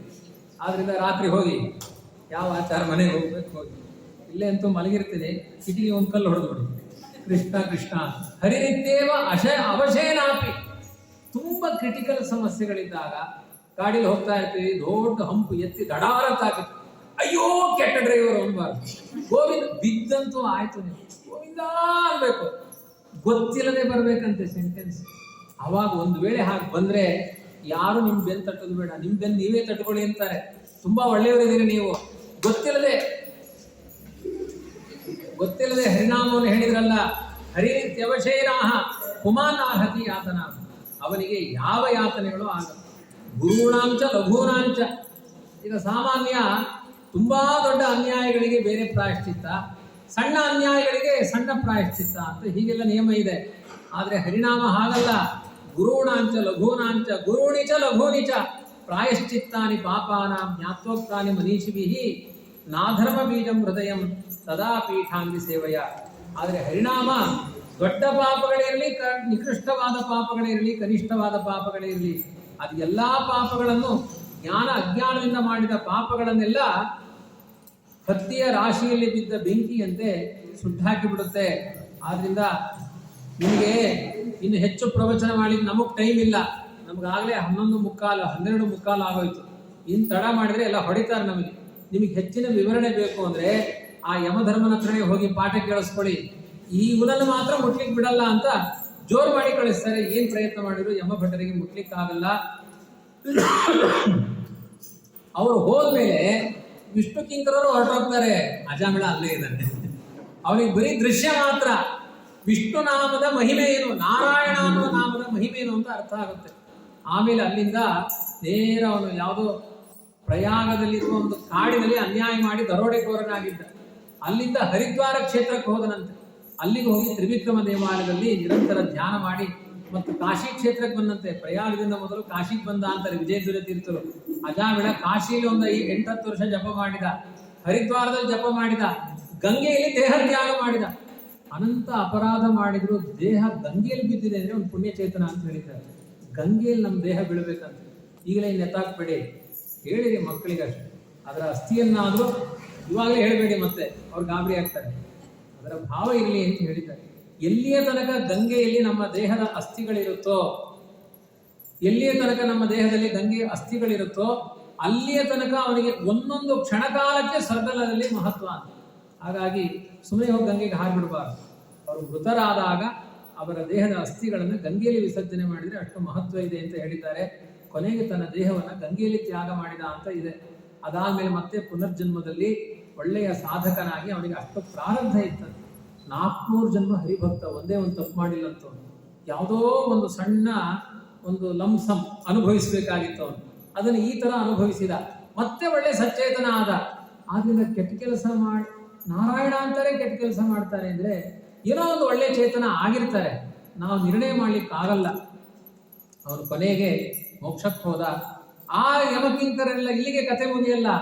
ಆ ಯಮಕಿಂಕರರು ಹೋಗಿ ಯಮದೇವರ ಹತ್ರ ಕೇಳ್ತಾರೆ, ಅವ್ರು ಏನೋ ಹೇಳಿ ಬೈದು ಕಳಿಸ್ಬಿಟ್ರು, ನಾವು ಬಂದಿದ್ದು ಸರಿಯಾ ತಪ್ಪ ಅಂತ. ಯಮದೇವರು ಹೇಳ್ತಾರೆ, ಧಡ್ರ ಕೂತ್ಕೊಳ್ಳಿ. ಅವ್ರು ಹೇಳಿದ್ದೇ ಸರಿ, ವೇದ ಪ್ರಣೀತವಾದದ್ದು ಧರ್ಮ ಅಲ್ಲ, ಭಗವಂತನ ನಾಮ ಸಂಕೀರ್ತನೆ ಮಾಡೋರು ಶ್ರೇಷ್ಠರು ಅನ್ನುವುದೇ ಧರ್ಮ ಅಂತ ಹೇಳಿ ಕೊನೆಗೆ ಯಮದೇವರು ಹೇಳ್ತಾರೆ, ಇನ್ನು ಮೇಲೆ ನಿಮಗೊಂದು ಶಾಸನ, ಜಿಹ್ವಾನ ಭಕ್ತಿ ಭಗವದ್ಗುಣನಾಮಧೇಯಂ ಚೇತಶ್ಚ ನ ಸ್ಮರತಿ ತಚ್ಚರಣಾರವಿಂದಂ ಕೃಷ್ಣಾಯ ನೋ ನಮತಿ ಯಚ್ಚಿರಯೇ ಕದಾಪಿ ತಾನಾನ ಯಧ್ವಮಸತೋ ಕೃತ ವಿಷ್ಣು ಕೃತ್ಯಾನ್. ಯಾರ ನಾಲಿಗೆ ಭಗವಂತನನ್ನು ಕೊಂಡಾಡೋದಿಲ್ಲ, ಯಾರ ತಲೆ ದೇವರಿಗೆ ನಮಸ್ಕಾರ ಮಾಡಲ್ಲ, ಯಾರ ಹೃದಯದಲ್ಲಿ ದೇವರ ಧ್ಯಾನ ಇಲ್ಲ, ಅಂತಹ ಪಾಪಿಟ್ಟರನ್ನು ಕರೆದುಕೊಂಡು ಬನ್ನಿ ಅಂತ ಹೀಗೆ ಆದೇಶ ಮಾಡಿದ. ಆದ್ರಿಂದ ಪ್ರತಿದಿನ ದೇವರ ನಮಸ್ಕಾರ, ದೇವರ ಸಂಕೀರ್ತನೆ, ದೇವರಲ್ಲಿ ಭಕ್ತಿ ಮಾಡಿದ್ರೆ ಏತಾವತಾಲ ಮಘ ನಿರಹರಣಾಯ ಪುಂಸಾಂ ಸಂಕೀರ್ತನಂ ಭಗವತೋ ಗುಣಕರ್ಮನಾಂನ ವಿಕೃಷ್ಯ ಪುತ್ರ ಮಘವಾನ್ ಯದಜಾ ವಿಳೋಪಿ ನಾರಾಯಣೇತಿ ಮ್ರಿಯಮಾಣ ಇಯಾಯ ಮುಕ್ತಿಂ. ಏತಾವತಾಲಂ ಅಘನಿರಹರಣಾಯ, ಪಾಪ ತೊಳ್ಕೊಳ್ಳಿಕ್ಕೆ ಇಷ್ಟು ಸಾಕು, ಭಕ್ತಿಯಿಂದ ನಾರಾಯಣ ಅನ್ನಿ. ಸಾಧನ ಶರೀರವಿದು ನೀ ದೈದಿ ಕೊಟ್ಟದ್ದು, ವ್ಯರ್ಥ ಮಾಡಬೇಡಿ ಈ ದೇಹವನ್ನ. ಆ ಭಗವಂತನ ಗುಣಗಳೇನು, ಕರ್ಮಗಳೇನು, ಕೃಷ್ಣಾವತಾರದಲ್ಲಿ ಯಮಳಾರ್ಜುನ ಭಂಜಕ ಹೇಗಾದ, ಶಕಟಾಸುರ ಭಂಜಕ ಹೇಗಾದ, ವಾದಿರಾಜರು ಏನು ಹೇಳಿದ್ದಾರೆ, ಮಧ್ವಗುರುಗಳಿಗೆ ಏನು ಹೇಳಿದ್ದಾರೆ, ಶುಕಾಚಾರ್ಯ ಏನು ಹೇಳಿದ್ದಾರೆ, ಅದರಲ್ಲಿ ಕಾಲ ಕಳೀರಿ ಆಯ್ತಾ. ಬೇರೆ ಆ ಕಥೆಯಲ್ಲಿ ಹೇಗೆ ಬಂದಿತ್ತು, ಇವ್ರ ಮನೆ ಕಥೆ ಏನು, ಇವ್ರ ಮನೆ ಕಥೆ ಏನು, ಎಲ್ಲಾ ಕಥೆಗಳು ಅಲ್ಲಲ್ಲೇ ತಿರುಗಿ ಬಿಡ್ತಾ ಇರುತ್ತೆ. ಎಲ್ಲಾರ ಮನೆ ದೋಸೆಯು ತೂತೆ ಅಂತ ಹೇಳಿದ ಹಾಗೆ ಅದರಲ್ಲಿ ಏನು ಸ್ವಾರಸ್ಯ ಇಲ್ಲ. ನೋಡಿ, ಅಜಾಮಿಳ ಎಷ್ಟು ಕೋಟಿ ಕೋಟಿ ಜನ್ಮಗಳ ಶಿಕ್ಷೆಯನ್ನು ಅನುಭವಿಸಿದ್ರು ಪಾಪ ಪರಿಹಾರ ಆಗ್ತಿರ್ಲಿಲ್ಲ. ಆದ್ರೆ ಸಾಯ್ಬೇಕಾದ್ರೆ ನಾರಾಯಣೇತಿ ವಿಕೃಷ್ಯ, ನಾರಾಯಣ ಅಂತ ಕಿರಿಚಿಕೊಂಡವನು, ಅದಕ್ಕೆ ಇಯಾಯ ಮುಕ್ತಿ, ಮೋಕ್ಷಕ್ಕೆ ಹೋಗಿದ್ದಾನೆ. ಪ್ರಾಯೇಣ ವೇದ ತದಧೀನಂ ನ ಮಹಾಜನೋಯಂ ದೇವ್ಯಾ ವಿಮೋಹಿತ ಮತಿರ್ಬತ ಮಾಯಯಾಲಂ ತ್ರಯ್ಯಾಂ ಜಡೀಕೃತ ಮತಿರ್ ಮಧುಪುಷ್ಪಿತಾಯಾಂ ವೈತಾನಿಕೆ ಮಹತಿ ಕರ್ಮಣಿ ಯಜ್ಯಮಾನಃ. ಎಷ್ಟೋ ಜನ ಕರ್ಮನಿಷ್ಠರಾಗಿರ್ತಾರೆ, ವೇದೋಕ್ತವಾದ ಎಲ್ಲಾ ವೇದ ತಲೆಯಲ್ಲಿ ತುಂಬಿಕೊಂಡಿರ್ತಾರೆ. ಆ ಹೋಮ ಮಾಡು, ಈ ಹೋಮ ಮಾಡು, ಆ ಪುಷ್ಪಿತಾಂ ವಾಚಂ, ಮೇಲ್ನೋಟಕ್ಕೆ ಕಾಣುವ ಕರ್ಮಾಂಗಗಳನ್ನು ಹಿಡ್ಕೊಂಡ್ಬಿಟ್ಟಿರ್ತಾರೆ. ಪೌರೋಹಿತ್ಯವಾಗಿ ಹಿಡ್ಕೊಳ್ತಾರೆ, ಅಧ್ಯಾತ್ಮ ಹಿಡಿಯಲ್ಲ. ವೇದ ಓದಿರ್ತಾರೆ, ಅದರಲ್ಲಿ ಭಗವಂತನ ಧ್ಯಾನ ಮಾಡಬೇಕು ಅಂತ ಗೊತ್ತಿರಲ್ಲ.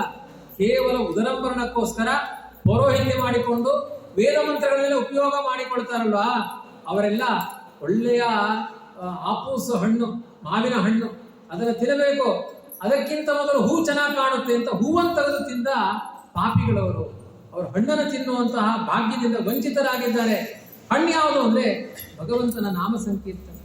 ಏವಂ ವಿಮೃಶ್ಯ ಸುಧಿಯೋ ಭಗವತ್ಯನಂತೆ ಸರ್ವಾತ್ಮನ ವಿದದತೆ ಖಲು ಭಾವಯೋಗಂ ತೇ ಮೇ ನ ದಂಡಮರ್ಹಂತ್ಯತ ಯದ್ಯಮೀಶಾಂ ಸ್ಯಾತ್ಪಾತಕಂ ತದಪಿ ಹಂತ್ಯುರುಗಾಯ ನಾಮ. ವಿಶೇಷವಾಗಿ ಭಕ್ತಿಯೋಗ ತುಂಬಾ ದೊಡ್ಡದು. ಭಕ್ತಿಯೋಗದಿಂದ ಎಷ್ಟು ಪಾಪ ಪರಿಹಾರ ಆಗುತ್ತೆ, ಹರಿನಾಮ ಸಂಕೀರ್ತನೆಯಿಂದ ಎಷ್ಟು ಪಾಪ ಪರಿಹಾರ ಆಗುತ್ತೆ, ಅಷ್ಟು ಪಾಪವನ್ನು ಯಾರಿಂದಲೂ ಮಾಡಲಿಕ್ಕೆ ಮುಡಿಯಾದು, ಸಾಧ್ಯವೇ ಇಲ್ಲ ಅಂತ ಹೇಳ್ತಾರೆ. ನೈಷಾಂ ಭಯಂ ನಚ ವಯಂ ಪ್ರಭವಾಮ ದಂಡೆ.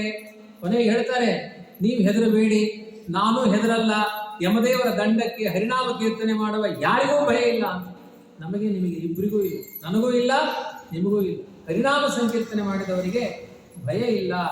ಆದ್ರಿಂದ ಕೃಷ್ಣಾಂಗ್ರಿ ಪದ್ಮ ಮಧುಲಿ ನ ಪುನರ್ವಿಸೃಷ್ಟ ಮಾಯಾಗುಣೇಶು ರಮತೆ ವೃಜಿನಾಮಹೇಶು ಅನ್ಯಸ್ತು ಕಾಮಹತ ಆತ್ಮರಜ ಪ್ರಮಾಷ್ಟುಂ ಈಹೇತ ಕರ್ಮಯತ ಏವ ರಜ ಪುನಃ ಸ್ಯಾತ್.